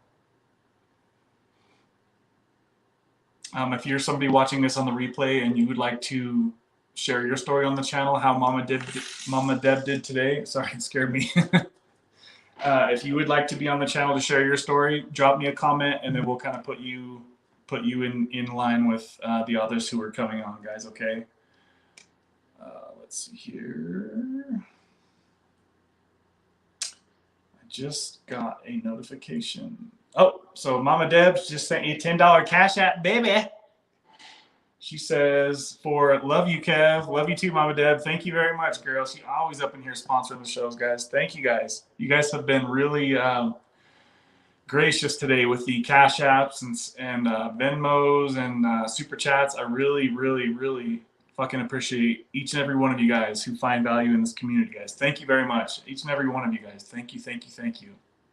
You guys are incredible. And it definitely lets me know that you guys want me to keep doing what we're doing here on this channel, okay? If there's anything that you guys think that I could do better or switch up or change on the channel, please let me know because I'm interested in whatever you guys think could be better for this community here on YouTube. It looks like we've still got 31 people in here, guys. 33 likes on the video. Please smash that like button. We just hit 2,600 subscribers today. Unless that... Let's see. Nope, somebody dropped off. So we're we're one subscriber away from 2,600 subscribers, guys, unless my computer is just being janky, which could be. Just kind of scrolling through some older comments. Let's see, guys, if you have comments, questions, concerns, if you need to talk about anything with Sublocade, please drop me a question, comment. Also, I believe Mama Deb is still watching, so if you have a comment or a question for Mama Deb, post it in here, and I'm pretty sure she can respond to you right here on the chat, guys. Let's see here. Looks like we've been going for an hour and 43 minutes so far. We still got some time to go, guys. No rush at all here. Let's see. Daughter of the King says, I'm a 0.5 milligram a day. I'm a single mom with 2 kids, and I'm a little nervous for the next step. So Daughter of the King, you might even be able to talk to your doctor about the Butrans patch. We were talking about it earlier in the show. Somebody who is at 0.5 milligram a day could switch to the Butrans patch. Okay, and what that is just a slow release of Suboxone or buprenorphine. So you might talk to your doctor about that, Daughter of the King, and see if they're willing to help you out and switch you over to that. Damn, you guys are hooking it up in here. Super chat train coming through here, baby. Danielle C, thank you, girl. I appreciate that. She says, thank you. Thank you, girl. I appreciate that. And it's been good to see you up in here on the regular lately, Danielle C. Thank you. Super, super shout out to you guys that are coming in thick in here today, guys. Thank you very much. Showing the love up in here, babies. Ooh, baby.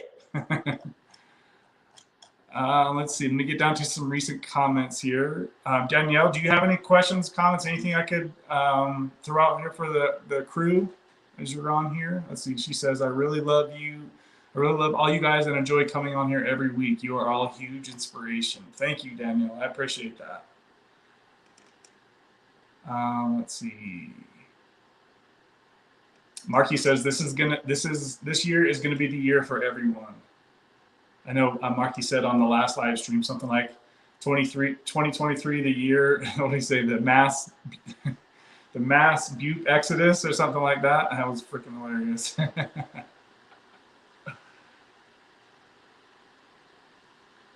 I'm so sorry to hear about your cat, Mom and Dad, and I really appreciate you coming on here just a day after losing your poor kitty. I'm really sad to hear that, guys. And you guys know how big of a sucker I am for animals. Speaking of animals, you guys see, so the top, if you guys can see it or not, the top one is Jersey, my Chihuahua that I had for 15 years, and the bottom one is Chloe. She's a Chihuahua that my sister was holding in the, one of those ATVs, the 4-seater ATVs, and she jumped out and got squished by the back tire. Oh, heartbreaking. And then that's Jersey on the bottom, that painting, if you guys can see it. My poor animals that are no longer here.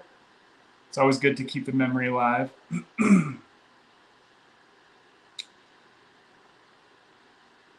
Let's see. Sonny says, Kev, you should get a bunch of people that have gotten off for a mega panel discussion. I love that idea. That's a great idea. I'm going to look into that, Sonny, and see how many people I can have on here at once, because I'm not sure how many StreamYard will let me have. I'm pretty sure I know it's at least 3. I'm guessing they'll probably let me have like maybe 4, 5, or 6 or something. Dude, that's a good idea. Yeah, let's do that. Let's get that going here. I'm trying to think. Oh, you know what would be really cool? If we could have Kevin C., who got off Sublocade. He's like an OG on Reddit. He helps a lot of people on Reddit with talking about Sublocade stuff. We'll have like Sonny, Marky, Mama Deb, Zach. God, there's so many of you guys who have gotten off. I mean, we could do that show a few different times and have, you know, random different people on here too.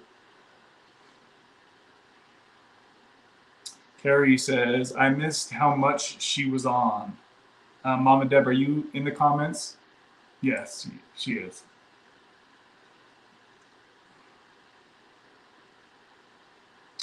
So if you missed anything, you can just rewatch this as soon as this is over. You can go back and watch it too. And we went over all the doses and stuff as well.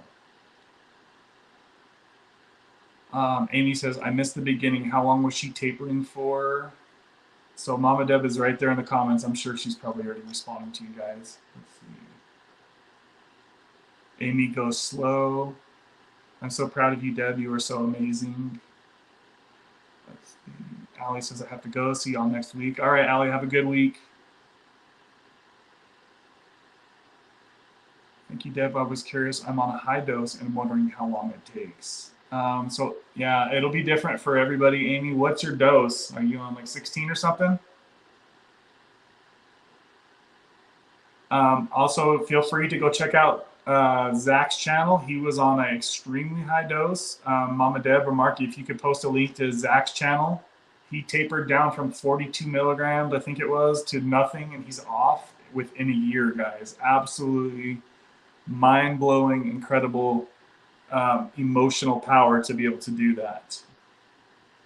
And we got another super chat, baby. Carrie Williams in the house. What's up, Carrie? She says, thank you, Carrie, for that $10 sponsorship, baby. Shout out to you guys coming through in here today. Damn, I think this is literally, I think we set all kinds of records in here today, guys. You guys are dropping hella sponsorships up in here today. We hit the record amount of people on the live stream. I think it was 35. And we also hit 2,600 subscribers today. Okay, so Deb and Marky just posted a link for, hold on, I'm reading through some comments here. Amy, if you want to go check out the link that they just posted, that will give you a link to Zach's channel, and he documented his entire taper. I have a lot of videos too in the past sharing what it was like for me to taper. And I feel like it could be different for a lot of people. as far as how long it takes to taper off. But I would say probably on average, what would you guys say? Maybe like about a year for your average person, probably around a year, depending on what dose you're on. But it's definitely something not to rush, I think. The shorter amount of time that you've been on Suboxone, the easier it should be to get off technically. And also it's been said that the younger you are, it should also be easier too. Because I remember when I was younger and I would cold turkey off of opiates and I could go to work the next day, right? Not knowing that I was even in withdrawal, but I was obviously in withdrawal. That was in my late 20s, early 30s, right? I don't think I even knew that I was going through withdrawal until I found Suboxone. I literally didn't even know that I was addicted. As stupid as that sounds. It's kind of funny to say that back to myself. Becky says, can I ask if you prefer the Sublocade to Suboxone now you have been on the injections a while? So I think that that's going to be different for everybody, Becky. It really kind of depends on... My opinion on what Becky just said is if you've been on Suboxone for many years or some years and you've tried to taper and you've failed at least once or twice and you just don't feel like you can have that emotional power and emotional strength to fight your brain to do the long, slow taper, if you don't think that you can do that, then you might want to talk to your doctor about Sublocade. But there's a catch, guys, with the Sublocade. Okay, not all doctors are going to be willing to do what mine did and start people off at an adjusted lower dose of Sublocade. Okay, so that's one thing that kept me on the sidelines with Sublocade for a long time because I was at such a low dose of Suboxone. And for a long amount of time, doctors were like, you have to be at least 8 milligrams of Suboxone. I was on lower doses for quite a while. So keep that in mind, guys. You could talk to your doctor about Sublocade and see, for those who are on lower doses of Suboxone. I'll just throw out some quick doses. Guys, remember that I'm not a doctor and this is not medical advice. But if you were on, let's say, 1 to 3 milligrams of Suboxone a day, you would probably do best with a 100 milligram starting point with Sublocade. If you were on 4 to 5 milligrams a day, you would probably do best around 150 milligrams starting dose of Sublocade, and that's just half of the 300 milligram shot squirt out, okay? Because they only make the doses in 100 and 300 milligrams. If you're on 6 milligrams or higher, then you should just probably start with the 300 milligrams. That's everything that I've researched. That's all of everybody's stories that I've talked to. I've read thousands of stories on Reddit, guys. Those are the approximate doses, right? It doesn't have to be exactly those doses. Talk to your doctor, see what he says about those doses. Obviously, you always want to talk to your doctor because he's going to be the one giving you the Sublocade injection. But to go from like 1 or 2 milligrams of Suboxone to the 300 milligrams starting dose of Sublocade, that's probably not going to be a very fun week or two. You're going to feel highly over-medicated if you do that, okay? People have done it, yes, but they have been highly over-medicated. Thanks for the question, Becky. I appreciate that. If you guys have any other questions about Sublocade or Suboxone, now is the time to ask them, guys. Because we have a lot of people in here who have tapered off Suboxone, and they will give you, they won't give you medical advice, but they'll tell you what worked for them, okay? Sonny says, everyone in this chat is badass. Absolutely, Sonny. You man. So glad to see. I'm so glad to see like my road dogs, my old schoolers all up in here, and a bunch of new people coming in too. It's always fun to see the new people coming in and asking these questions that they're asking.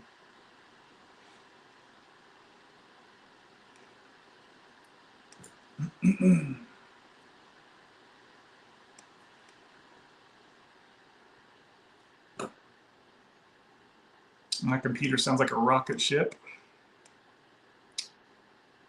So Deb says, Amy, it took me almost a year. I went very slow. So yeah, I would say just like for everybody that I've seen who's tapered over all the years, and I've talked to many, many people about this, guys, somewhere around a year is about the average amount of time that you should probably plan if you're going to do a controlled Suboxone taper, somewhere around a year. It doesn't have to be that long.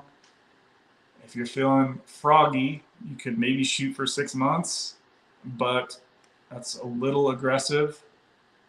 I know that many people just want to be done with it. And I'm not saying that everybody has to do a controlled taper, but probably it's estimated, in my opinion, 95% of people are going to need to taper.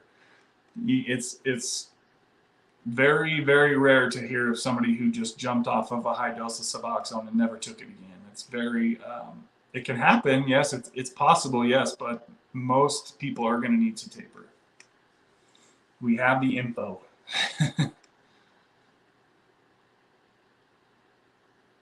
Thank you, Deb. I was curious. I'm on. Oh, I sure you said that. Let's see.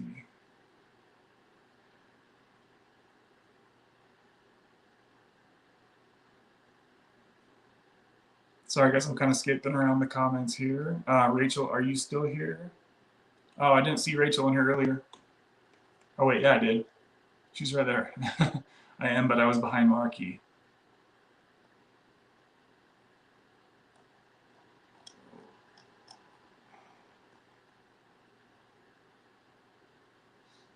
I'll have to listen to what I missed later. Let's see.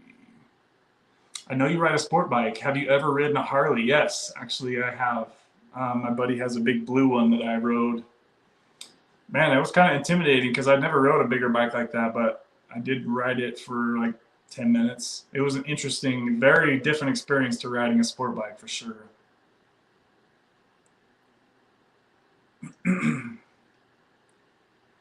It took me 18 years, but at least I made it to the finish line. Absolutely, Zach.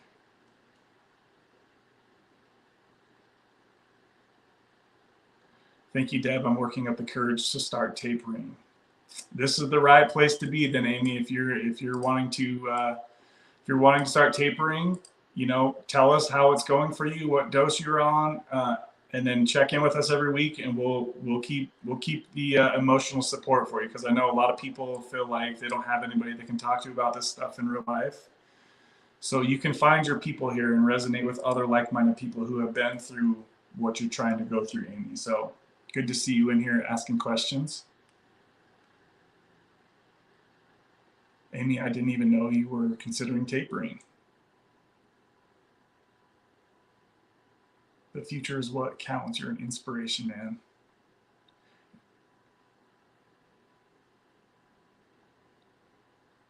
Carrie says, I'm on 1 milligram for 6 months. I can't get past it. How long do I have left to go, and how much do I go down from here? I'm going to see what everybody said to her. Carrie, you can do it. It's going to be hard, but you absolutely can do it. Yes. So first of all, congratulations, Carrie, getting down to 1 milligram. That you should definitely pat yourself on the back for that. And let's see.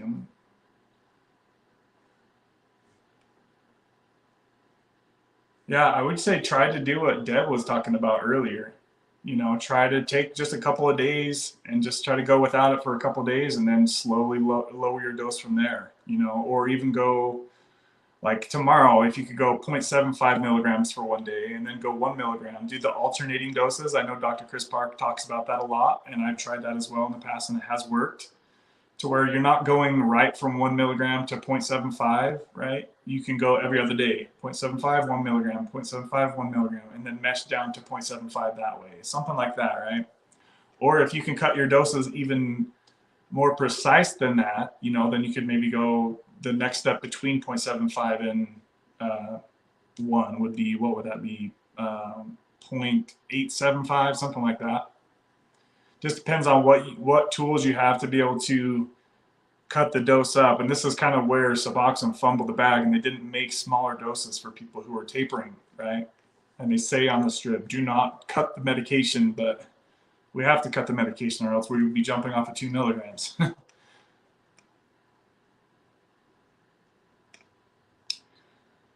thought about it for a while until I made the decision. Focus on what it will be like when you're off, forward thinking. Sorry to hear about your cat, Mama Deb. Just wanted to say that today I feel really good and I'm not as tired as I was when I was on Subutex or Suboxone. My sleep is a lot better than it had been in 13 years. Yes, so Rach is on Sublocade now, guys, and she's saying that she sleeps a lot better than she has in 13 years because you're no longer waking up, you know, with your bupe levels way down low, right? Rach, is there any update on your oral dosing? Did you finish that off yet? Or are you still kind of having to take a little bit here and there? And when is it that you get your second shot again, Rach? Just a heads up, guys, for those of you who are newer to Sublocade, the first month is the hardest month. So if you're struggling on your first month and you're still not able to fully break the oral dosing, don't be so hard on yourself, because there are a lot of people who do still need to kind of slow down on the oral dosing for the first month. But just try to do your absolute best, guys, to prepare for the day you get your second shot to get rid of the oral dosing option, right?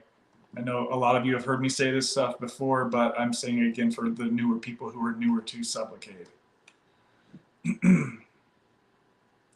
Carrie, I would try, let's see, Carrie, I would try dropping a quarter and see how you feel. You can do this. It sucks at that low of a dose because you're getting down to the wire. Yeah, the lower you get, the harder it gets, guys. So be patient with yourself. Usually the lower you get, the more time you need to space out your taper doses. Like, hopefully you guys understand what I'm saying there. You need to spend a little bit more time at each dose as you get lower. That's what a lot of people have found, right?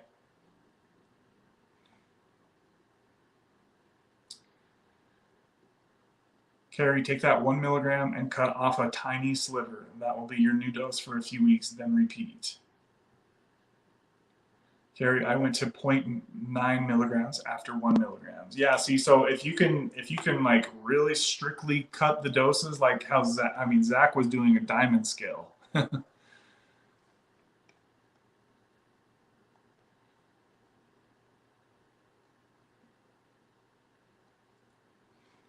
It looks like I'm still quite a ways behind in the comments, guys. I will get caught up. Still 15 people in here, 34 likes. Please, guys, if we can try to get that to 40 likes on today's live stream, I would appreciate it.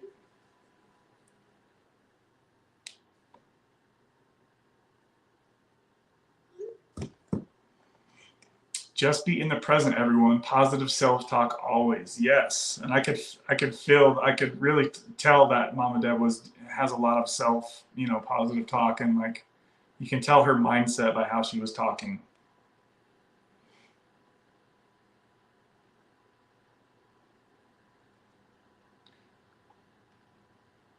Just simply toying with the idea of tapering and researching is the first step.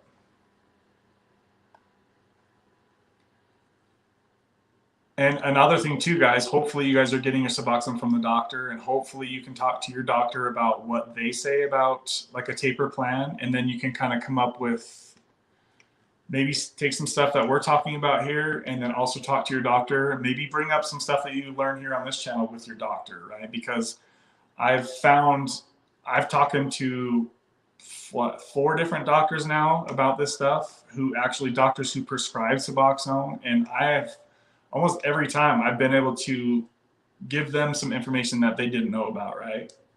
It's kind of fun when you can teach the doctor something as well.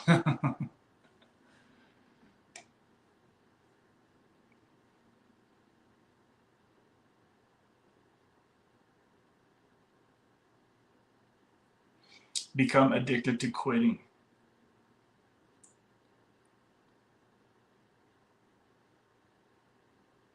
Carrie says, I'm 52 and you're right, it's harder. Yeah, I just think like the more years that you've been wrapped up in addiction,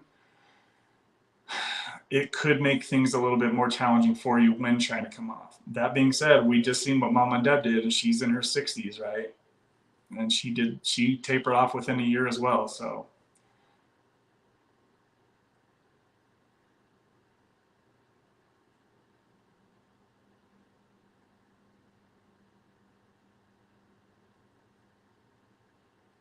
You got to look at tapering and jumping as a war, and you're going to win. Do most people take Suboxone once or twice a day? Jerem asks. Good question. So it's kind of, I would say it's split down the middle. Some people take it once, some people take it twice. Some people take it even more than that. what I've kind of found is that usually people on higher doses, they're more likely to just take it once a day because, you know, it can carry you through when you take such a big dose. You don't really need to take more later on the day because you're still kind of having a lot from your first dose. It seems like the lower the dose you get, that the more options that you might want to take it. You heard Deb was saying that they were trying to take it even 4 times a day at some point. So it seems like the lower you get, most people will start to take it around twice a day. I always kind of prefer twice a day, like morning and then afternoon. And I did that because when I took mine all at once with my fast metabolism, I always refer to it as, like, it would hit me too hard and it would be too strong feeling, but then I would feel like something was missing at the end of the day. So that's why I split it up. For me personally, 2 doses worked best. The psychologists that you might be talking to with your MAP program, they're going to try to tell you to take it once a day just because it's going to be on your mind only that once per day, right? Rather than thinking about it twice per day or 3 times a day. The less you can think about your addiction each day, the best, obviously, for obvious reasons.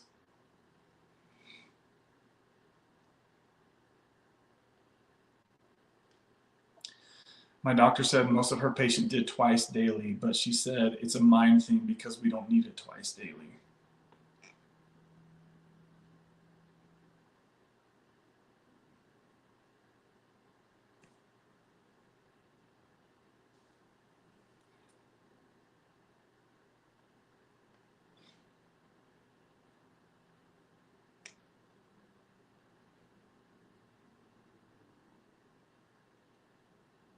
Sorry, guys, I'm just kind of skipping around the comments here. I'm still quite a ways behind in the comments. 2 hours and 7 minutes we've been going here.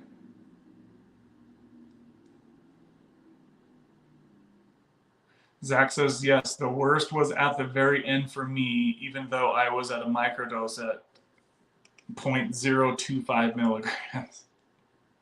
Every time I hear Zach talk about his final doses, I laugh because it's just like this little speck of dust.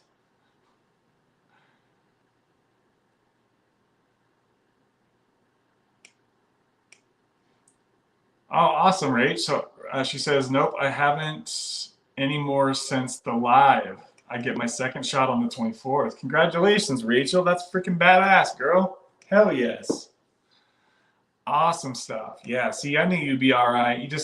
It takes a little bit of time to rewire your brain to get out of, you know, missing that Suboxone feeling kick in.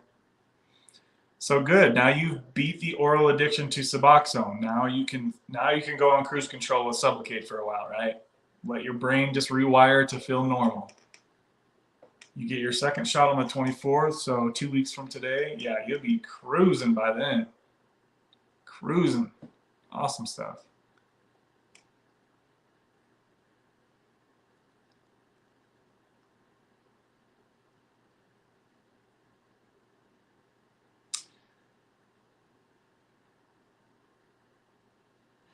Kevin, that's why I jumped off at 0.5 milligram. I couldn't be bothered to cut it any smaller. Yeah, see, and then you got people like Zach and I who will just, we'll calculate every little quarter of a 0.25 sliver is this many. Like, some of us can really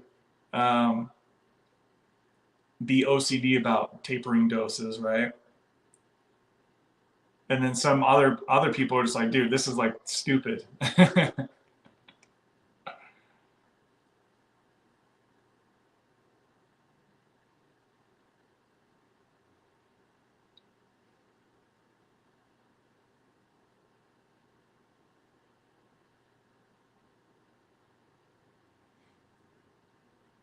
Yeah, Deb said she used an X-Acto knife to cut hers. See, I always use like these little precision scissors. Obviously, too, guys, the best way to do it when you're tapering to the smaller doses is to get the 2 milligram strips, right? Because it's going to make it that much easier to make the dose. If you're cutting an 8 milligram strip into 1 million pieces, that's going to be fumbling over these little tiny freaking feather pieces flopping off in the wind.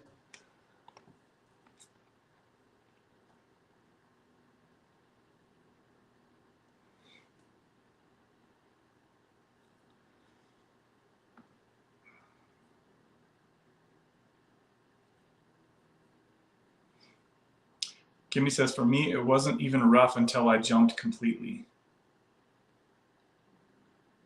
Rachel says, I'm going to opt for the second month of 300 milligram shot, and then 300 milligram, then shot in June will be 100 milligrams. Yeah, I think that's a good plan, Rach.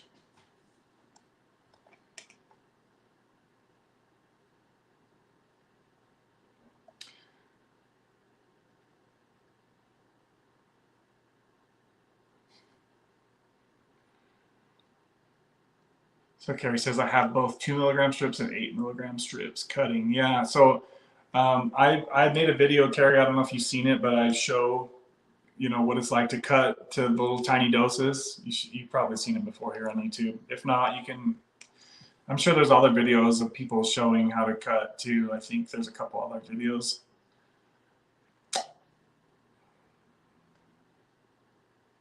But yeah, it's good to just kind of do how Mama Deb said, to like, you know, have them all pre-cut, put them into like separate containers. That way it's like already done for you. You don't have to do it, findangle with it every day.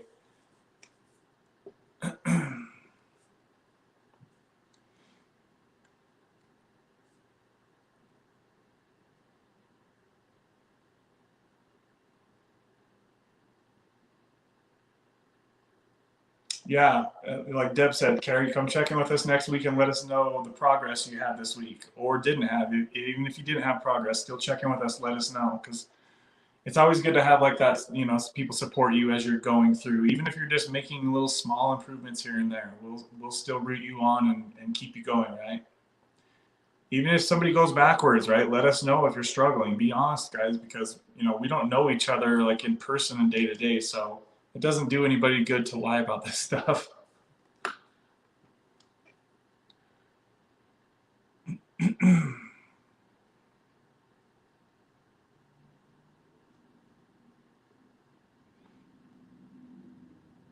Thank you. I don't know if I will make it the whole month, but I think so.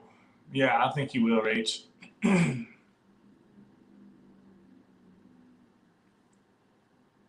Becky says, "Yay, you made it to 2.6K. Congrats." Thanks, Becky.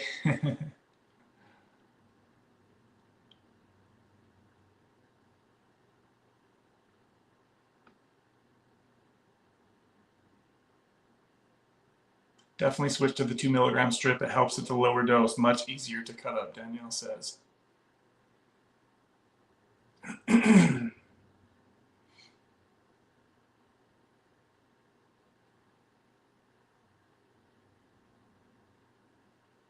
Dang, you guys are making a lot of good comments on here. Thank you, guys.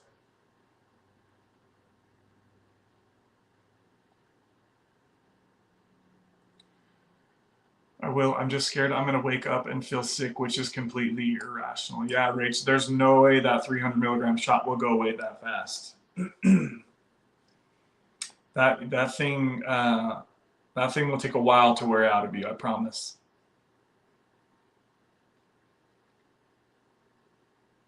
So really all you got to do, like I mean, you've already got past the hardest part, and that's the devil on your shoulder trying to tell you that you need to take your Suboxone every day, right? That's the hardest part, I think, once transitioning from Suboxone to Sublocade, is getting past the oral addiction. And it just gets easier every day, I promise you. And you just kind of stop thinking about it, especially once you get that second shot. So, I mean, 2 weeks from now, you won't even be thinking about this stuff. Danielle says, I have a really hard time trying to break the oral addiction of taking Suboxone. It's awful. Yeah, a lot of people, it seems like that's half the battle almost, right? Is that, that's something I forgot to ask Mama Deb about too, was, you know, if it was hard for her to get out of the oral habit of taking Suboxone, especially where she was taking it, you know, a few times a day at the end there. So I forgot to ask her, Deb, if you're still in here, what's your thoughts on that? Was it hard for you to get out of the oral addiction part of it, as far as like the hand to mouth part of it? And if you have any tips for those like Danielle, who's talking about struggling with that.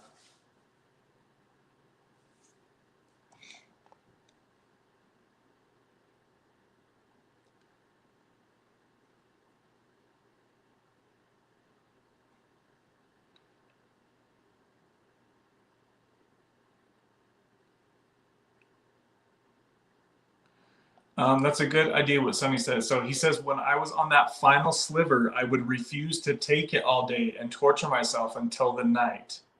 I don't recommend this though. I was just so over it and pissed at myself. So yeah, if you guys can find that same thing that Sonny's talking about, like if you're pissed at yourself or you're pissed at Suboxone or whatever that energy is, if you can find that, if you could find the hate for Suboxone and just be pissed off at it, even though it could have saved your life or likely did save your life, if you can find that energy to put towards it and just get really pissed off, whether it's at whatever it is, and use that energy or sadness to really push yourself to the next level. If you wake up and you can push yourself through half the day before taking your dose or taking any, that can really get you a long way. It really can. Versus if you wake up and the first thing you do is take your Suboxone, then you're already kind of feeling like you're a little bit behind, right? As far as the taper goes. I always found that I could get through the mornings easier than the nights. So when I was hardcore tapering, I would try to skip the morning dose altogether and just get on with my day.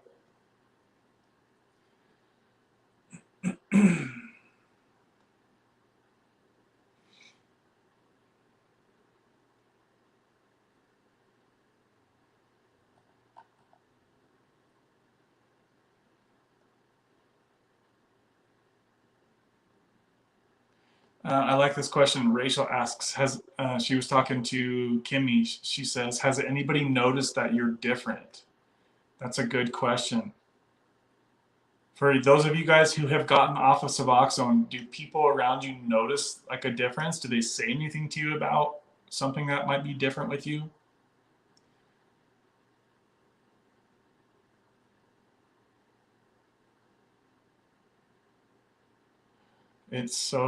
It is so hard. And I'm not as swollen either, which is amazing. Yeah, that's good then. Yeah, so you're doing really good, Rach.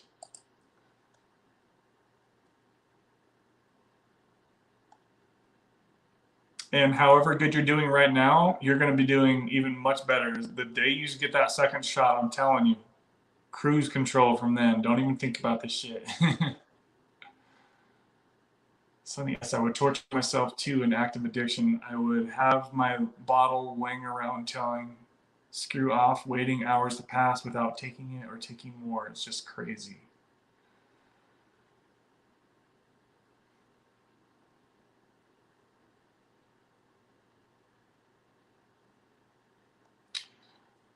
This is a good question. Kimmy says, she says, honest question and no offense intended, but do y'all consider someone on Suboxone clean? So if you guys who are watching this on the replay, I'd like to hear your guys' opinion on that, what Kimmy just said.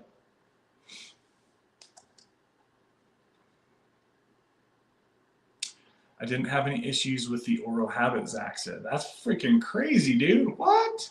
After 18 years, you didn't have any issues being addicted to the oral stuff? How, man? Zach, you're on another level, bro. That's crazy. I remember the last time I tapered down off Suboxone and I tried to go with nothing. And I was like, dude, my brain is constantly saying Suboxone, Suboxone, Suboxone. It's like a light that's flashing in my head every 2 seconds. Suboxone, Suboxone.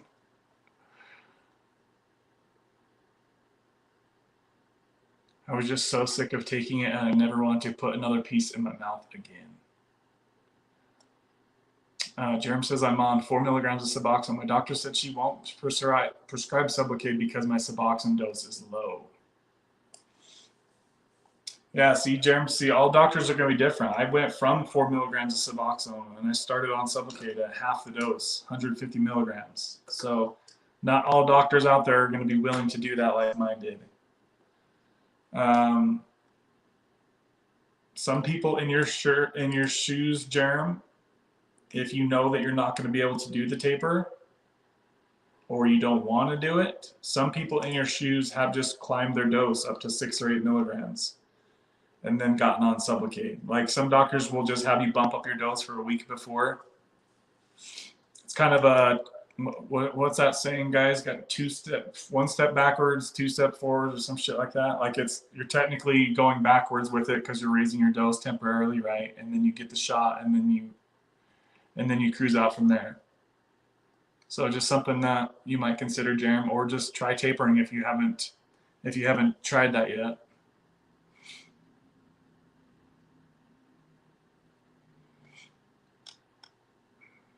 I'm getting close to the end of the comments here. Closer, I should say. Oh, maybe not. 2 hours and 20 minutes, baby. If you guys still enjoy this channel, please hit that like button. We're at 36 likes. I want to say that's almost a record too, guys. If we could get this to 40 likes, we still got 15 people in here.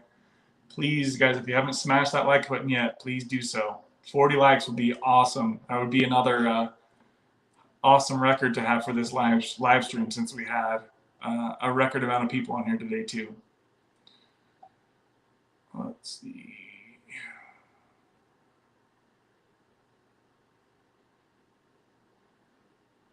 Jerem, tell them it's not enough. Then when you're at 8 milligrams, tell them you want to go on Sublocade. Sonny says, I gotta go. Hope people give lots of inspiration.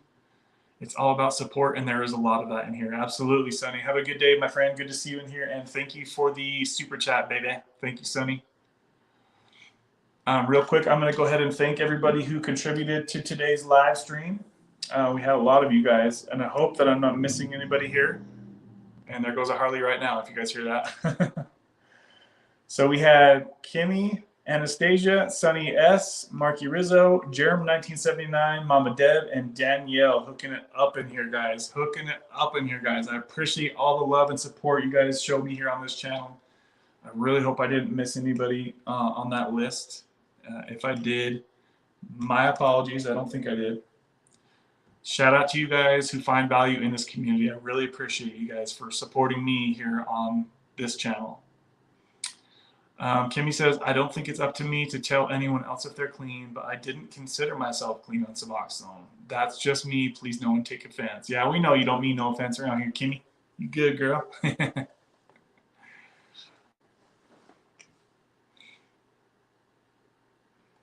Kimmy, I too didn't consider myself clean. That was my motivation. Kimmy, I felt clean too. I feel the same now. Yeah, to me, like the way that I kind of think about it is it's like the people that are newer to Suboxone, they're going to be feeling pretty dang clean, I would hope. You know, they're going to be out of that crazy ass lifestyle, that risking death lifestyle every day and risking jail lifestyle. So I know that there's kind of a honeymoon period that a lot of people have with Suboxone, right? And it seems like on average, just guesstimating, it seems like it's probably somewhere around a year is what I've noticed. Some people it might be 6 months, some people it might be 6 years. You know, it's gonna be different for everybody, of course. I mean, like I see Nicole, she's really good with just staying on a low dose of Suboxone, and she's like, oh, I'm probably just gonna stay on this forever, and that's totally her choice, and she seems to be doing well on that dose. You know what I mean? So I feel like it's the people who have been on Suboxone for a really long time and they have an unhealthy relationship with it. I think those are the ones who are, you know, they're not feeling the best about their Suboxone experience.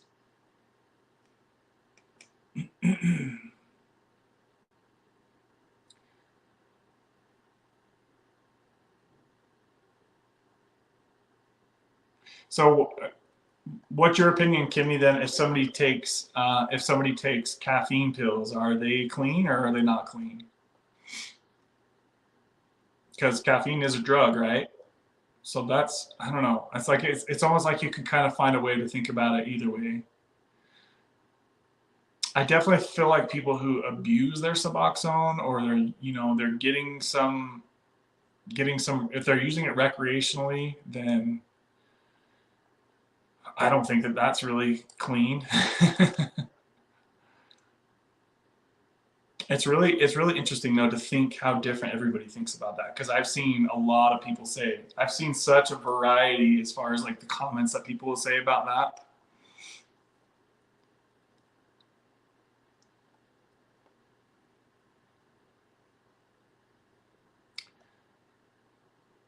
Jerem says, yep. Let's see. Yeah, Sonny, because I didn't have to fight cravings on Suboxone.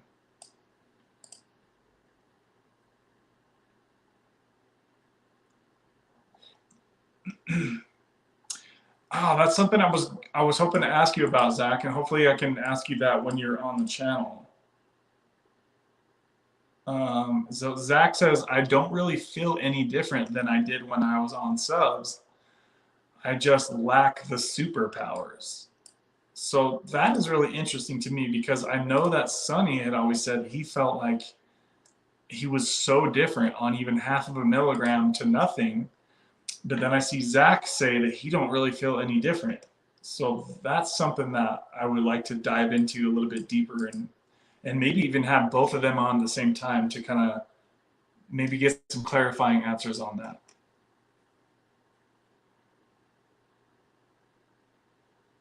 Deb, if you're still in here, do you feel much different now that you're off, or are you kind of like Zach and you don't really feel a whole lot different? As far as like, I'm assuming Zach is talking about like the spiritual stuff and like how you view the world, and I'm assuming that's what Zach means.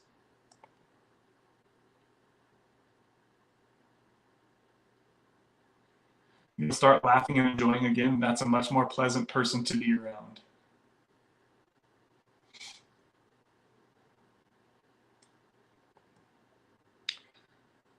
So many more emotions now, Marquis.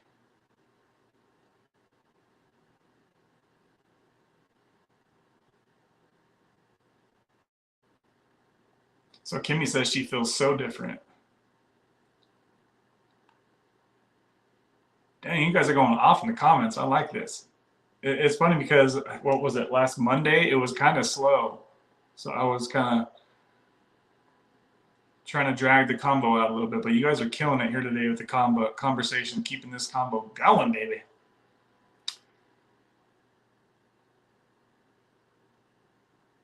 Roberta says, this sounds crazy, but if I felt like I wanted or needed to take an oral dose, I would lightly massage my injection site. It advises not to, but I swear it helped me. I don't know if it was psychological. Yeah, I've heard people talk about that as well, Roberta. I did try that myself one day as well, and I felt like it kind of made me a little bit more tired. So I don't know if it, yeah, I couldn't really tell like a huge difference, but I noticed that I did get tired after trying that. I was actually going to make a video showing me rubbing the shot and then showing a video later to see if I felt any different, but I never made that video. I heard when you get off of Suboxone, all of life's pleasures are way more enjoyable. Is this true? Yes, people say in the moment instead of rushing time. And I could take my time to have a conversation. My family knew I was different off of it.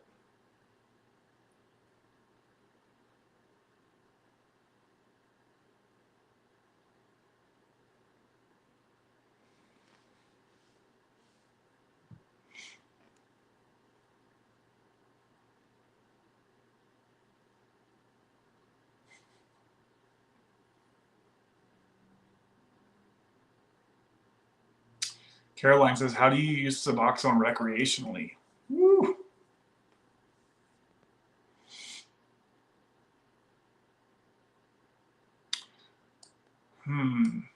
Well, I'll just say, like, some people will like try to. I actually had somebody tell me that they're like, I don't want to get off Suboxone. I just want to lower my dose to where I can take more on the weekends and have a good time, right? So something like that, I guess, would be a way. Or,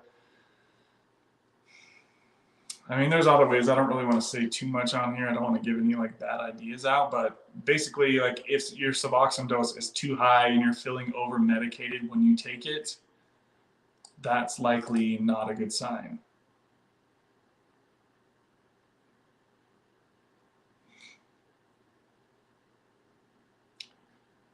Give that to my kids, Dad, but I don't know if it's the same. Laugh out loud.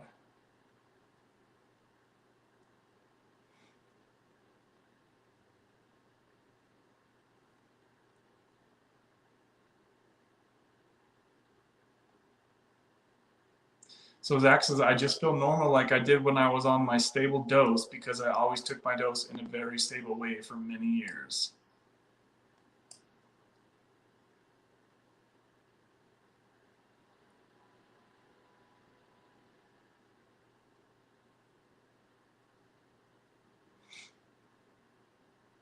So you don't feel like you're like a totally different person, Zach, right? Being off of Suboxone now versus like how you felt maybe like 3 months ago, 4 months ago. You don't feel like you're like, you know what I mean?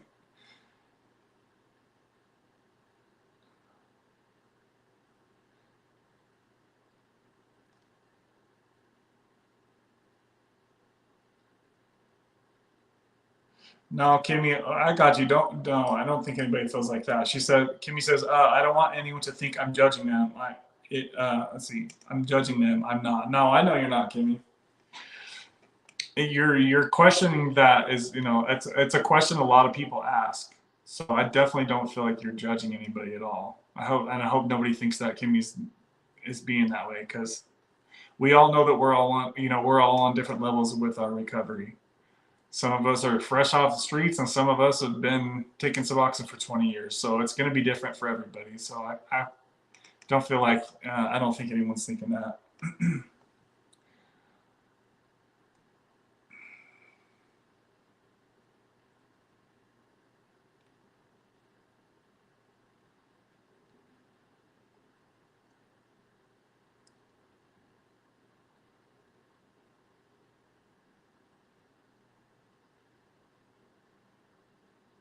Deb says she was scared. You didn't seem like you were scared, Deb. You did great. Especially for you seeing the comments too. I know most people, when they get on, they're not able to see the comments. Zach says, I never had a lot of side effects from subs though. My decreasing libido was actually beneficial for me to help me calm down a little bit.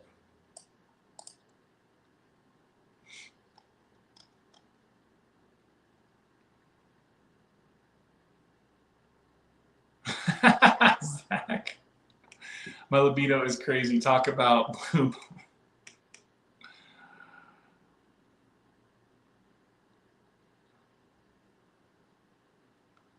Do you all think I am cheating by choosing to go to Mexico for ibogaine? I've been on subs for 14 years straight. I am so over it. I think I remember your comment, Caroline. Did you watch the video that I posted with Marky about iboga?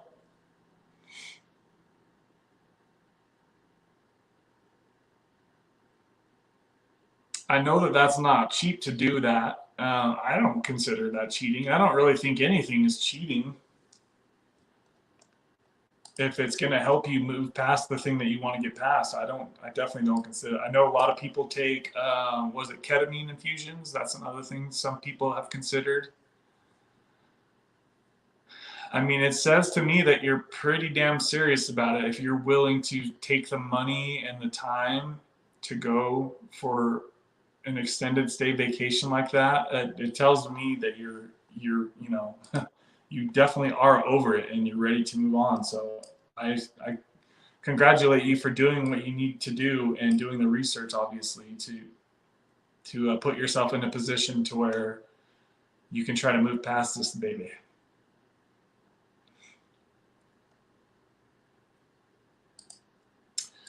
That's a good point, Kimmy. Kimmy says, okay, good. Many people wouldn't consider me clean because I use cannabis, but I'm good with me. Yeah, see, that's really how I look at it, is it really just depends on if you're good with it or not. You know what I mean? At the end of the day, it's the person looking in the mirror. If you feel clean, if you feel like you're clean, then that's really, really the main thing that matters. You know what I mean?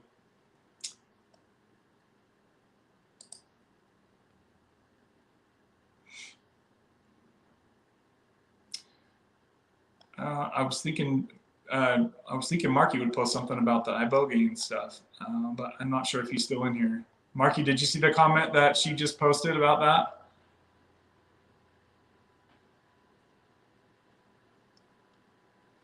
I think Marky is one of the only ones that I've talked to that has utilized iboga to move past subs.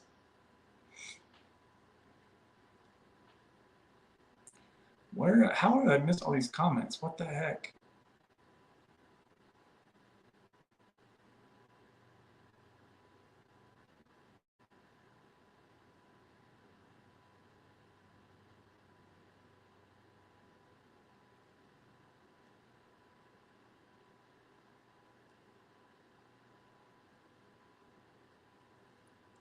So Deb says, I feel better mentally, but I have to motivate myself to do stuff.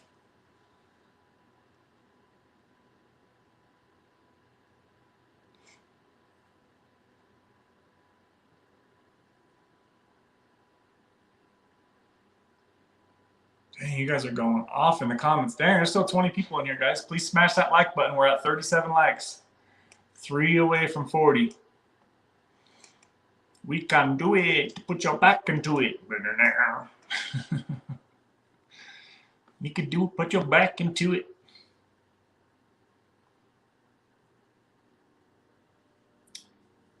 Zach said, I never had a lot of side effects from subs. Oh, I already read that. Sorry. Your boy bouncing around the comments over here.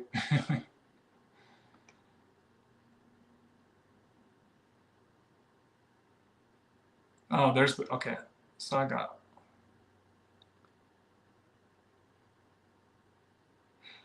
A lot of people have good things to say about ibogaine. There we go, baby. It's 38 likes. Almost there, guys. Almost there.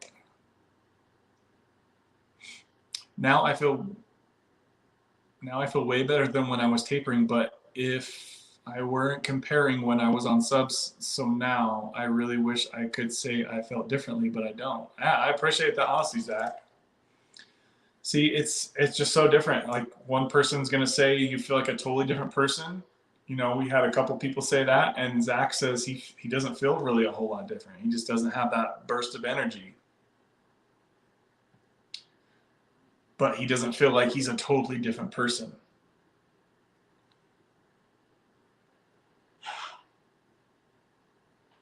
Ibogaine can literally heal you, she says. How much is that treatment to go do that, Caroline? I think I remember you saying it was pretty expensive. Just a quick side note. So that just reminded me. I talked to somebody on the Clarity.fm, and he was talking to me about how he spent $25,000, guys, to try to do that rapid detox, the thing where I think you're like asleep for like a day or two or something like that. And he said he did that. He paid 25 grand to do this, and then he was in like the worst withdrawals and pause and stuff. And then he said he talked to his doctor, and later his doctor was like, oh, you were on a little bit too high of a dose. Bruh, couldn't tell me that before I dropped 25 grand, baby. What? So apparently for people who are considering doing this $25,000, good Lord, that's a lot of money, to go to sleep and just suffer through some quick withdrawal. Apparently, if you're not on a tiny dose of Suboxone, you might not be very successful with that. That's just what I heard through somebody who went through that, guys.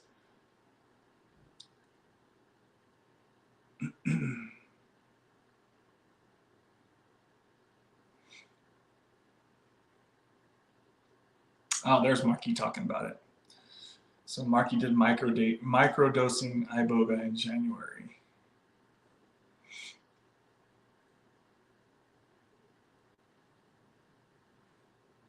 Jerem says, how many milligrams of TRT are you prescribed weekly? So in my entire, 15 years I've been on testosterone replacement therapy, I've bounced between 130 milligrams a week and 200 at the most. So right around that, right around there.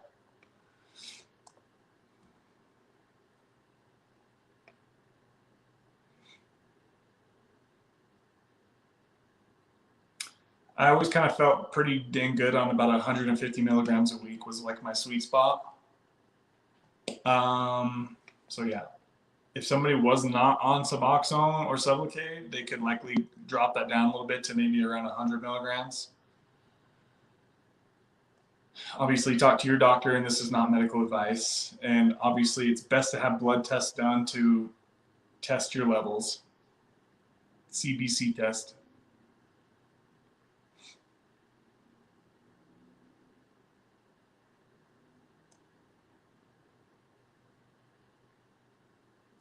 So Caroline says 10,500 for 21 days, but it's more now because I scheduled it 9 months ago. Dang, 21 days. That's some commitment there, girl. I mean, damn. It's almost like you have no choice but to get past Suboxone. If you're gonna, if you're gonna go somewhere for 21 days and not bring Suboxone, you're just gonna go pound through it. I'm sure that would be a pretty magical experience. I'm not gonna lie. And to know that you're like in a safe space where people, are watching over you, and you paid them to watch over you, that's an added layer of security, right? I bet you that might be one of the best experiences of your whole life, Caroline. Honestly, that sounds pretty cool. And the fact that you can afford to do that, that's great. That's awesome. Not a lot of people are in the position to be able to afford, to put their life on hold for 3 weeks and to go spend that kind of money for that kind of treatment. That's really cool. Please let us know how that works for you, Caroline. I'm really interested to follow up. If you'd be interested, I would love to have you on the channel for an interview after you get back. Let us know how it went so we can tell others about how it went for you.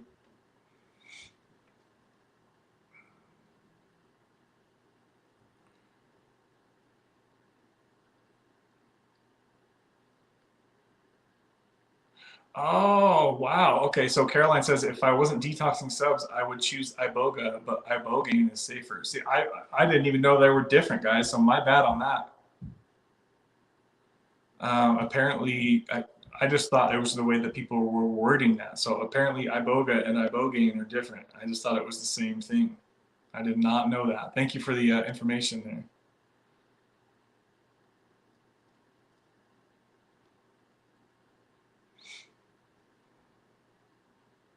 I didn't even know rapid detox was approved for Suboxone. It's so long acting.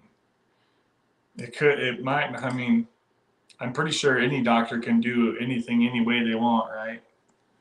Off label, I guess, kind of is what they refer to it as.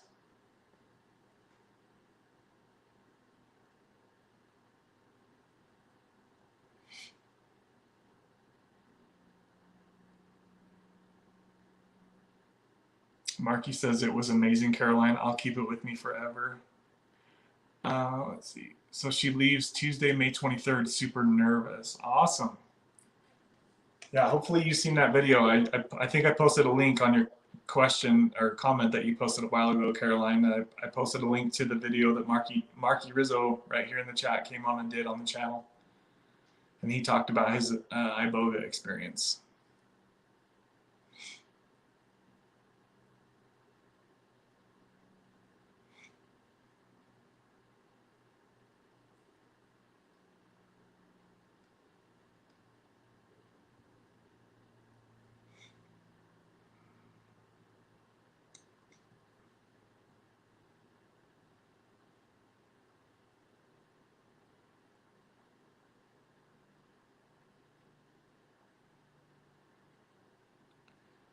They can do it in 14 days, but I'm going all in.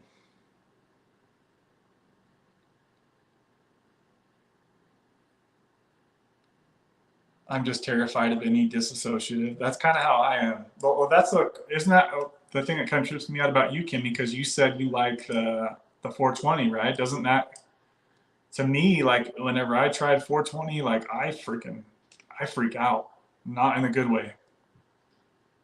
Like I'll start bawling and crying and feeling like my life's about to blow up. Like there's a bomb in my pocket.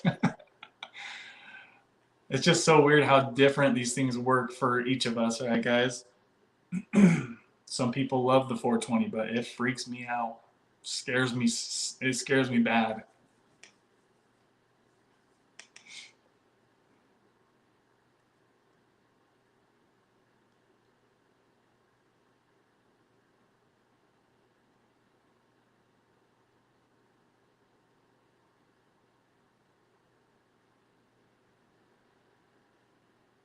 If I can come off subs after 14 years, I will scream it from the rooftops. You can do it, girl. You got this thing. I think you might have said earlier, Caroline, forgive me if you already said it, but what dose are you going to be coming off of? I'm very interested to hear the follow-up on Caroline's story.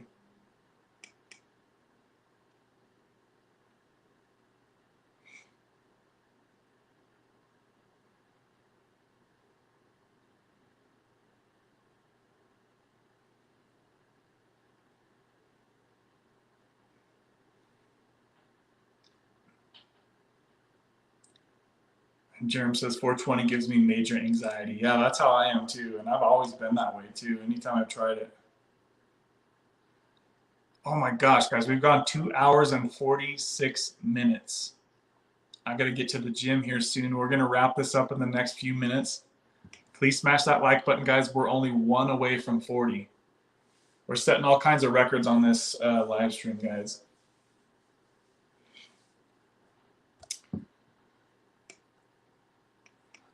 Caroline says, I love his interview. His genuineness really shined through. That's the encouragement I like to see.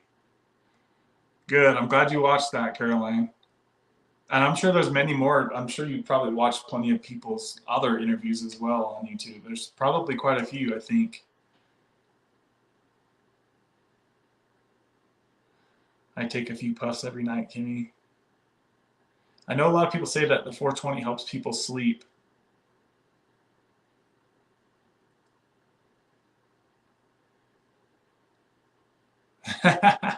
Usually I just take it when I go to my mom's for a game night and I just laugh a little more than usual, or a lot more.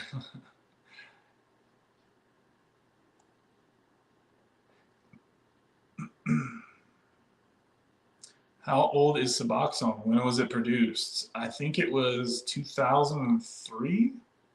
I want to say it was somewhere around there. It's right around 20 years old, if I give or take a couple of years.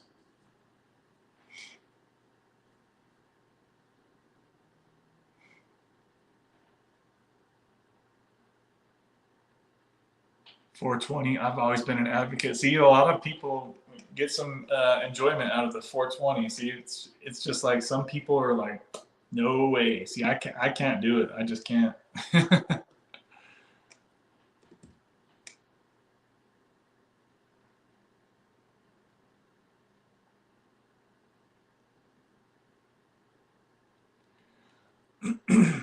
Awesome stream, all because of Deb. Absolutely, Sunny. Yep, yeah. Jerem, I bet that they come out with it right when they shut down the easy opiates. That's probably right. The timeline sounds about right. Not just thinking off the top of my head. Started subs in 2009. It just came out in my town. 2009. Switched from methadone.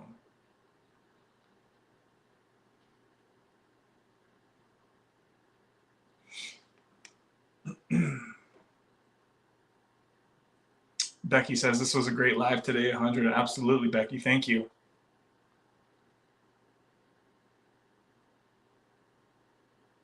Dad, don't focus so hard on motivation stuff. It took me a while till I realized that I have to make myself do things. It'll go away with time.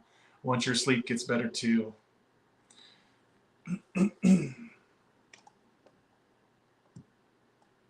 I've been on 4 to 6 milligrams for a decade, but last year I've been on 4 milligrams. Okay, so I mean, at least you're not trying to hop off some 24 milligrams.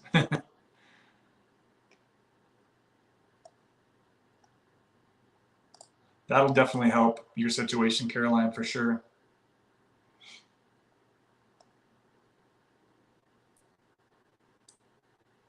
I actually just now 420 laugh out loud. No wonder you came back up in here Sunday. I thought you was gone. He's back up in here.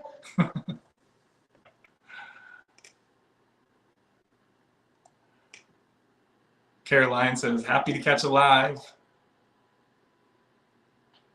Caroline, are you going to switch to Kratom beforehand? Oh, Marky just popped a question for Caroline. I trust you, Marky. Oh my God, Caroline hooking it up in here with a $20 super chat, baby. Ooh, baby, baby.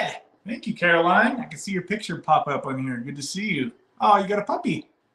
What kind of dog you got, Caroline? Cute little thing. You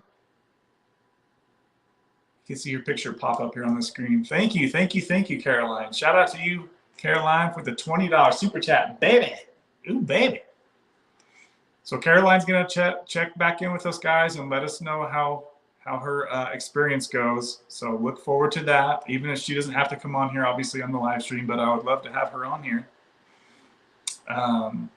Sounds like she's got herself down to 4 milligrams a day of Suboxone, and she's gonna try this something different here. So we'll have something different to talk about going forward. That'll be nice. Super shout out to all you guys, man. You guys killed it up in here today with the super chats. Thank you, thank you, thank you, each and every one of you guys. Y'all killed me with kindness up in here. Kenny says, I don't do it alone. Last time I did, I was watching a movie and my cat stepped on the remote and hit mute. I freaked out thinking I couldn't hear anymore. That would be scary. See, isn't that crazy how much things like that can happen? I remember one time my sister, she was like, I saw like a cop flash, like a siren flash out the front of my house. And my sister, she was playing me, right? She jumped down on the ground. She's like, oh my God, Kev, the cops are coming in to get us. It was like one of the first times I ever tried 420 and I was freaking out. So scared. I was like, dude, they're gonna come freaking take us all out of here. I was so scared.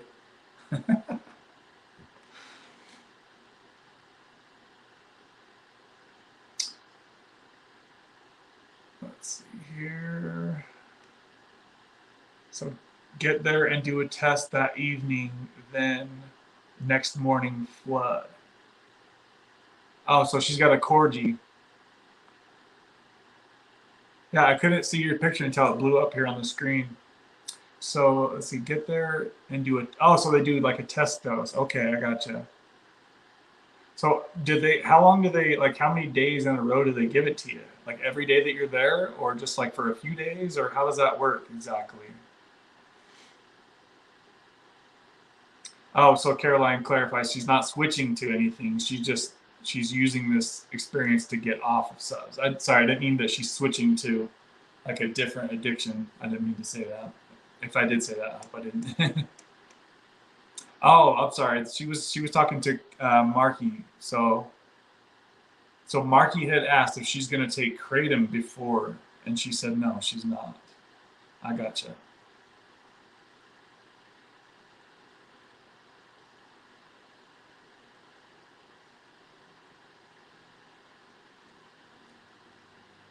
Sonny's over there busting up laughing.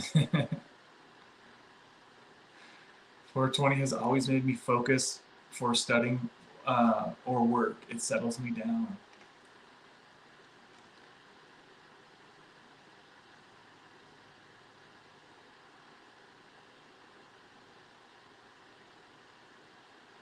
So they're going to give Caroline like a test night just to make sure that she's good, like doesn't have any weird reactions, and then they're going to go down and do the full experience.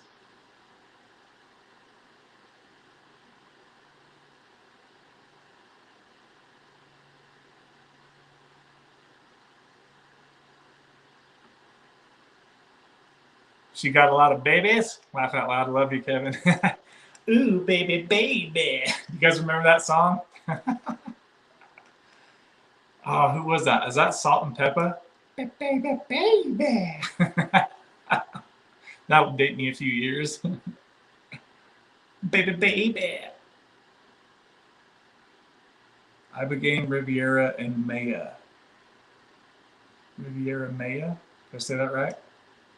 Weed caused my first panic attack when I was 15. That's why I only like Indica or Indica dominant hybrid. I have no idea what that is.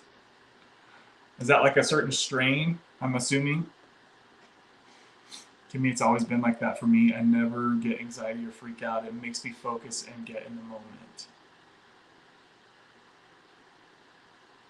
So let's see. Marky says Suboxone is sticky. I switched to Kratom for 6 to 7 weeks prior.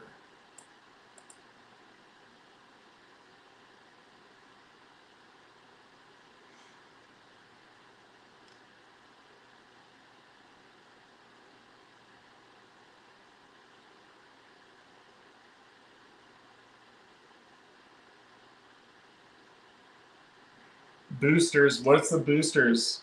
Let's see. Let's see. One flood a week with booster. Oh, okay. I gotcha. Dang, that's going to be an interesting experience. Oh my gosh. Like, that's literally going to be a once in a lifetime experience. And I bet you there's going to be a lot of things that you're not even going to be able to put into words. I remember when I was trying to ask Marky, like, explain this shit. It's like, I think there's just certain things that you go through that you just can't really explain all of it.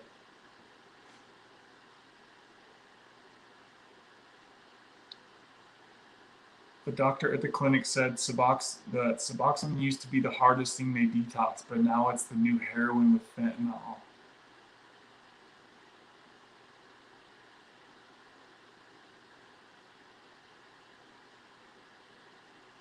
Now, there's been people telling me that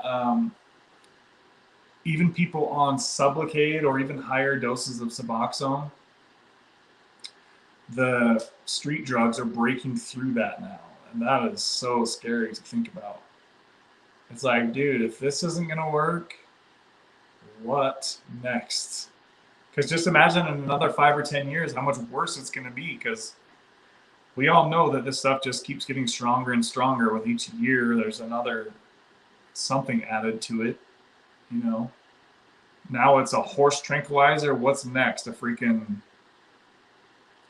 dinosaur tranquilizer? I mean, what the hell? How much stronger could it possibly get than it is now? I was watching a video the other day showing a cop was like moving a duffel bag, and he literally straight up passed out and smacked his head on, and they had to Narcan him like 6 times just from having the bag of fentanyl or whatever it was in front of him. Like, that was so scary to see that. If his partner wasn't there, he would have been dead instantly. If you see my peeps in the rainforest, tell them I said hello.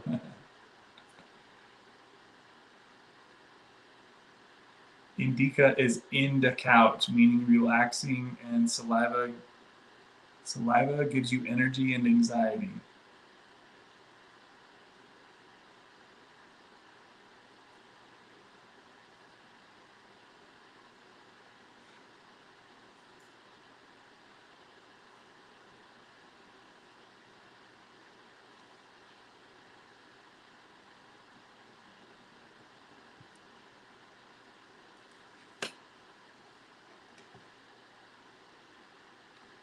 Sativa, not saliva. Kevin's a virgin when it comes to 420. Yep, yes I am.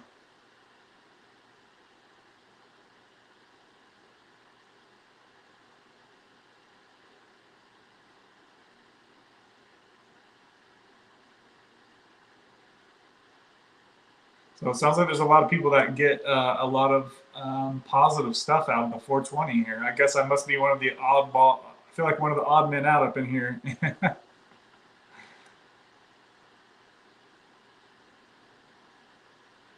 I mean, I never even had my first drink of alcohol until I was 22 years old.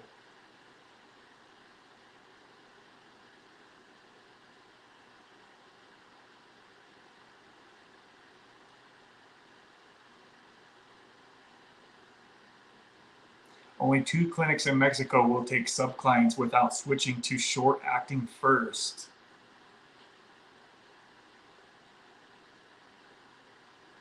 Ibo Riviera Maya is one of them. 2 clinics in Mexico will take Suboxone clients without switching to short.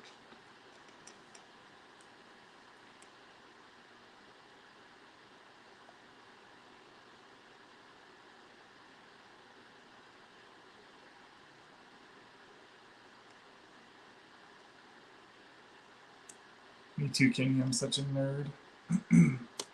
They still feel like family to me to this day. Marky running around in a loincloth in the jungles of South America.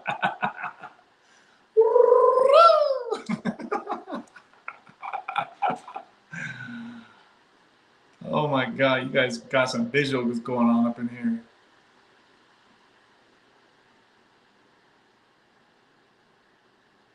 Have any of you guys tried, what was the other one I was talking about a while ago? I'm starting to get, my brain is starting to wear out. Ketamine. Have any of you guys tried ketamine? The infusions? Isn't it possible that like a ketamine experience could be somewhat similar to an ibogaine experience, or are they like two not even close, like two totally separate? You guys, I don't know a lot about the two, so I don't want to speak either way, but I'm just guessing that they might be kind of similar in a way, and I could be totally wrong. They say it's all about the soil and turfs it's growing in that causes the different individual effects. Dang, you guys, 41 likes on this video. Shout out to you guys, killing it up in here today. Many of the clinics won't even take you if you're completely off all opioids, including subs. So is that mainly what the ibogaine places are for, is to get people off of opiates? Or are there other reasons for people to use that? Terpenes is huge. Some CBD companies remove them, which is crazy to me. Nothing compares to iboga. I was given ketamine in the hospital and it was horrible. I felt like I was in a nightmare game show the whole time and I couldn't feel my face. That's kind of freaking scary.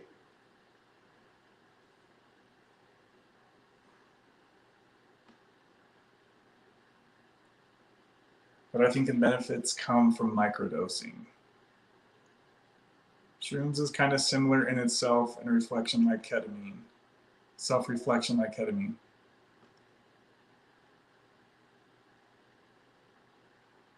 Out of Fear Gang, good to see you, my friend. Says, I could not imagine detoxing hard and doing a psychedelic. Like, does it stop the detox immediately or what?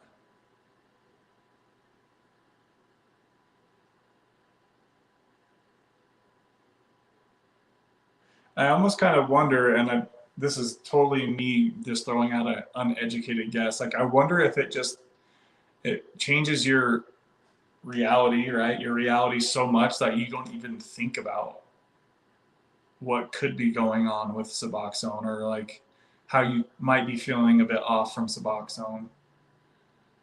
Like, I don't even know if she's going to be like awake, like physically like awake, or if she's just going to be like snoozing out all day in some alternate reality. I really honestly have no idea about this stuff. That's why I'm so curious about it. And I don't know if it's the same exact stuff that Marky took, or it could also be different for everybody too, as far as like what experiences they have. Probably will be, I'm guessing. Iboga is life-changing for mental health in general. It resets the brain. Oh, I remember Marky talking about that. Some people take ibogaine to help with depression. Ketamine is also dissociative, similar to ibogaine, but ibogaine heals the GDNF receptors, dopamine receptors. Damn, Caroline done her homework up in here.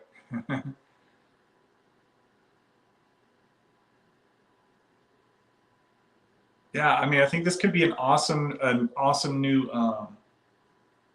Please keep checking in with us, Caroline, because I think sharing your experience could help a lot of other people. It's just nice to have like something different that people could try that could bring a lot of hope to other people who have maybe failed to taper off of Suboxone in the past, right?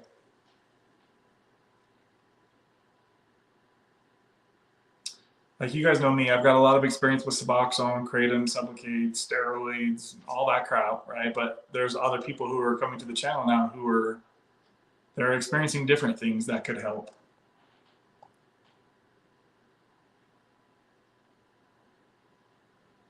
It also supposedly clears the pineal gland if you believe in that kind of thing. Puts you in a dream state. It's a closed eyes experience, Marky says.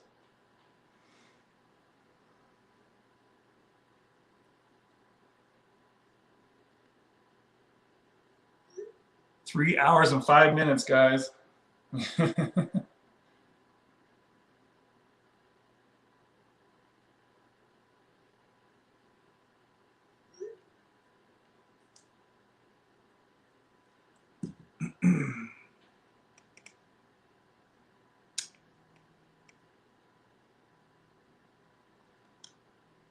It physically scrubs your serotonin and dopamine receptors clean to pre-use state. Oh my gosh, that sounds incredible. That sounds incredible. It's like the reset. It's like the hidden reset button for our brains.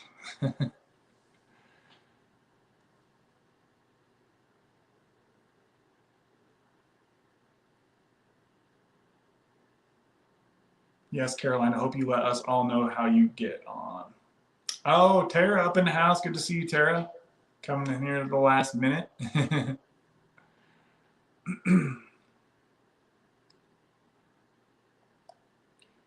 never touched that head shop stuff back in the day. I didn't want to eat anyone's face off. Oh my gosh, I remember that video that was like some dude on a highway. I think it was in Florida, right? Or California or something. And that dude was freaking biting that guy's face. That was nuts, man. Was that the bath salt stuff? I don't think it was like a nightmare. It was like a zombie nightmare come true. Coming up on 10 and a half months completely clean and sober. Longest I've had since I had 3.5 years in relapse. Well, congratulations, my brother. That's freaking badass. 10 and a half months. That's a long time.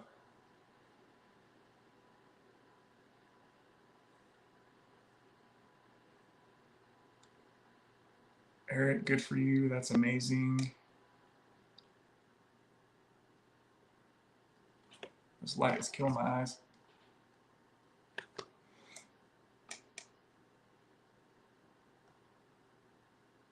I was always too scared to take anything that alters reality.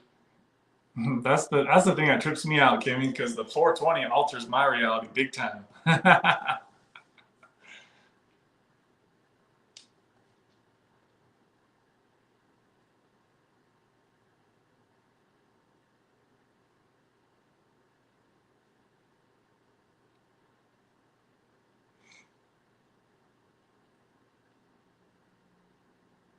I've been researching for 4 years. I'm documenting my experience, and I will be excited to share my experience, strength, and hope. Awesome. Caroline, do you have a channel? Or where are you documenting that at?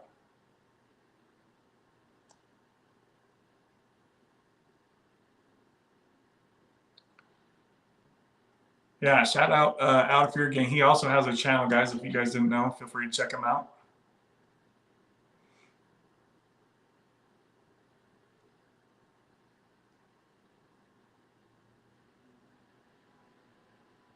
Yeah, so that was in Florida, Sonny says.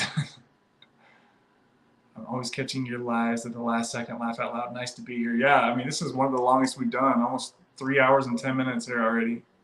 A Florida man strikes again. Speaking of Florida, man, we didn't see Dan up in here today. That's the first time I haven't seen him on here for a while. He's probably working.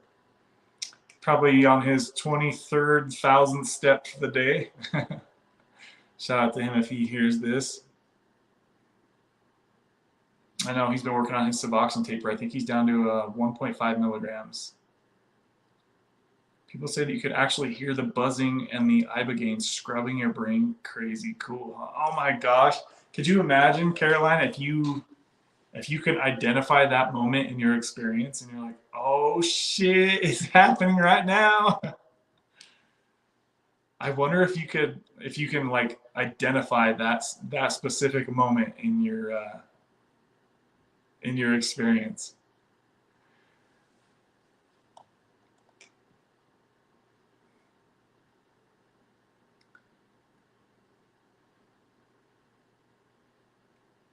Damn, Sonny was crazy back in his 20s.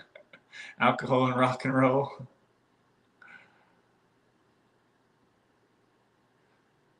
And I've heard it's interactive too. Also old 1990s printer noises. Papa Iboga will give you exactly what you need, so pray and set your intentions. There's lots of YouTube videos on people on Iboga retreats. Oh, all right, I gotcha. Yeah, I don't think I've seen many of them. I don't think I've seen any of them, honestly. An Iboga retreat sounds legit. Yeah, that's what Caroline's about to do here shortly.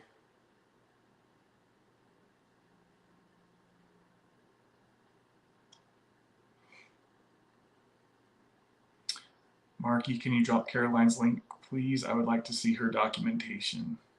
Yeah, Caroline, if you've got a channel, let us know where the people can follow you. We'll send some people your way. There was somebody else who recently started on Sublocade. I think her name is Nicole. She kind of started a channel, but she only put like one short video. So I'm waiting to see. You guys know me, I'm always looking for new people's videos.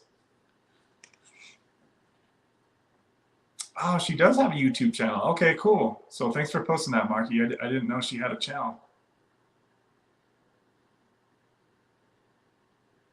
Marky just posted a link to Caroline's channel, so go check out her channel, guys. Go show her some support, and we'll look forward to following her journey as well. So shout out to you, Caroline.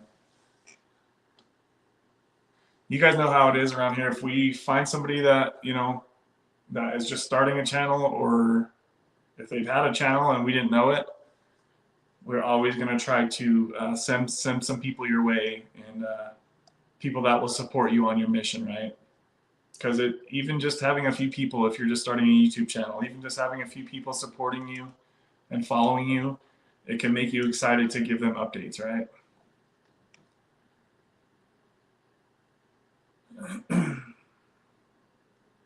So is the channel you're texting from right now on here, Kimmy, is that your YouTube channel? She made 2 videos last week but didn't upload them. I know some people get kind of shy about that. Especially if you're newer to making videos, you're like,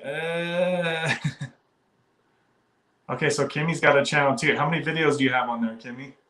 Did you start putting the older videos up too?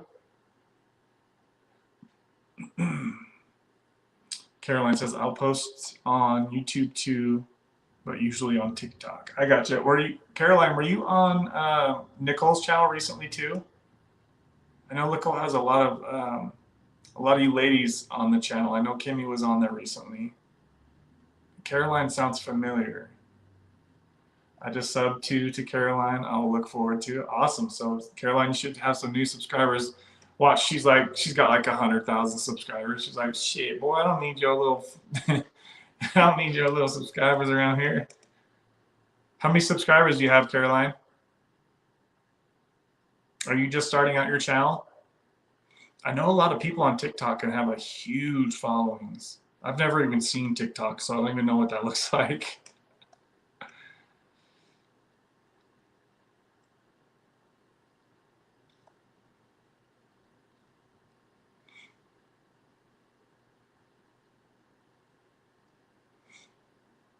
So Roberta says she subbed as well. So yeah, a lot of people just went and subscribed to her channel, and then also people on the replay will see this as well. TikTok is so funny.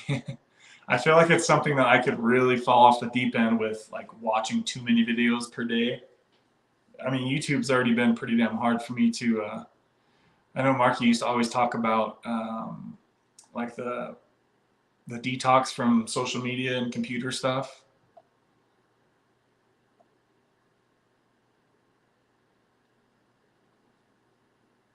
Nicole's telling me that there's a lot of supplicate people on TikTok too.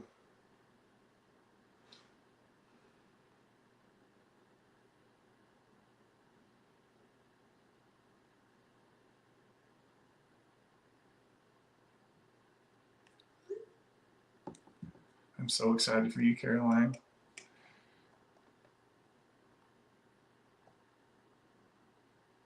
Let me see if I can click on her channel real quick.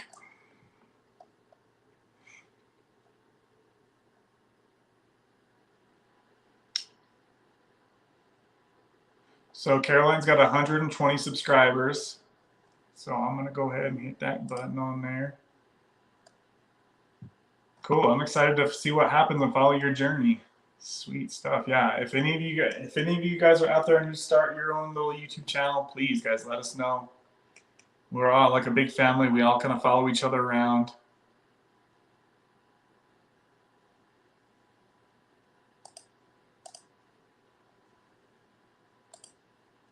Is it still going? Okay, there we go. Yes, I watched, let's see, Kimmy's story on Nicole's. I have no idea, but TikTok is over 20,000. Awesome.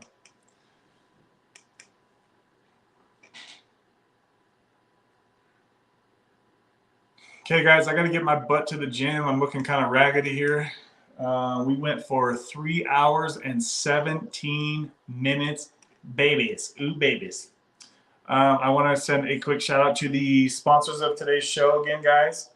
So we had Caroline, Kimmy, Anastasia, Sunny S, Marky Rizzo, Jerem 1979, Deb, Mama Deb, and Danielle. Shout out to all of you guys hooking it up in here, guys. I really, really thank each and every one of you guys showing some love in here.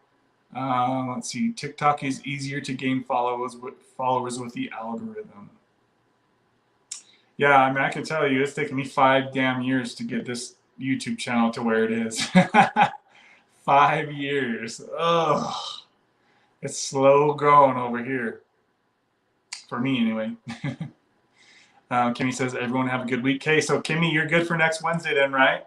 So, guys, remember, we're going to have Kimmy on the channel next Wednesday. Same time, same place. Caroline says, but since they banned me and took down all my uploads, I haven't been as active. See, that's the scary thing, is that anybody can just be wiped out so easy after putting in so much freaking work. That sucks. Tara says, have fun at the gym. Thanks for being awesome. Roberta says, I really enjoyed the interview with Marky. If you haven't seen it, look it up in the past videos. Yeah, if you guys wanted to see that interview I did with Marky, you can just do search for Kicking Addiction, iBoga, or iBogaine, and you'll see it pop up with Marky. Or type in Kicking Addiction Marky, and it should pop it up too. Thank you, Kev, in the most awesome chat. Thank you, Mama Deb, for coming on here today and being brave. Everybody pray for Mama Deb. She just lost her cat yesterday. So shout out to Mama Deb for coming on here today. I really appreciate you, Mama Deb. Kimmy's good for next Wednesday. So next Wednesday, Kimmy will be on to share her story, guys. I will definitely post on YouTube as well. We look forward to seeing that, Caroline. Peace, guys. Love y'all, Marky. All right, Marky. Keep going on your fitness journey, brother. Caroline says, great live. Thank you, Caroline. For each one of you guys. We're going to see you guys on the next one. I've got a couple more shorter videos coming, popping up this week. So watch for that. I've got a short video of Izzy literally standing on her back legs, guys, for 30 seconds. So watch for that. I'm going to post this a cute-ass video. She's just like, she's balancing up on her back feet. It's so cute. I totally forgot to upload this video. So that's coming soon on the short form, guys. I love you all. Thank you all for the support today. Thank you for everybody for keeping the conversation going. We had a lot of great conversation. Yeah, thank you guys for sharing, and we'll see you guys on the next one. Bye, guys. See ya.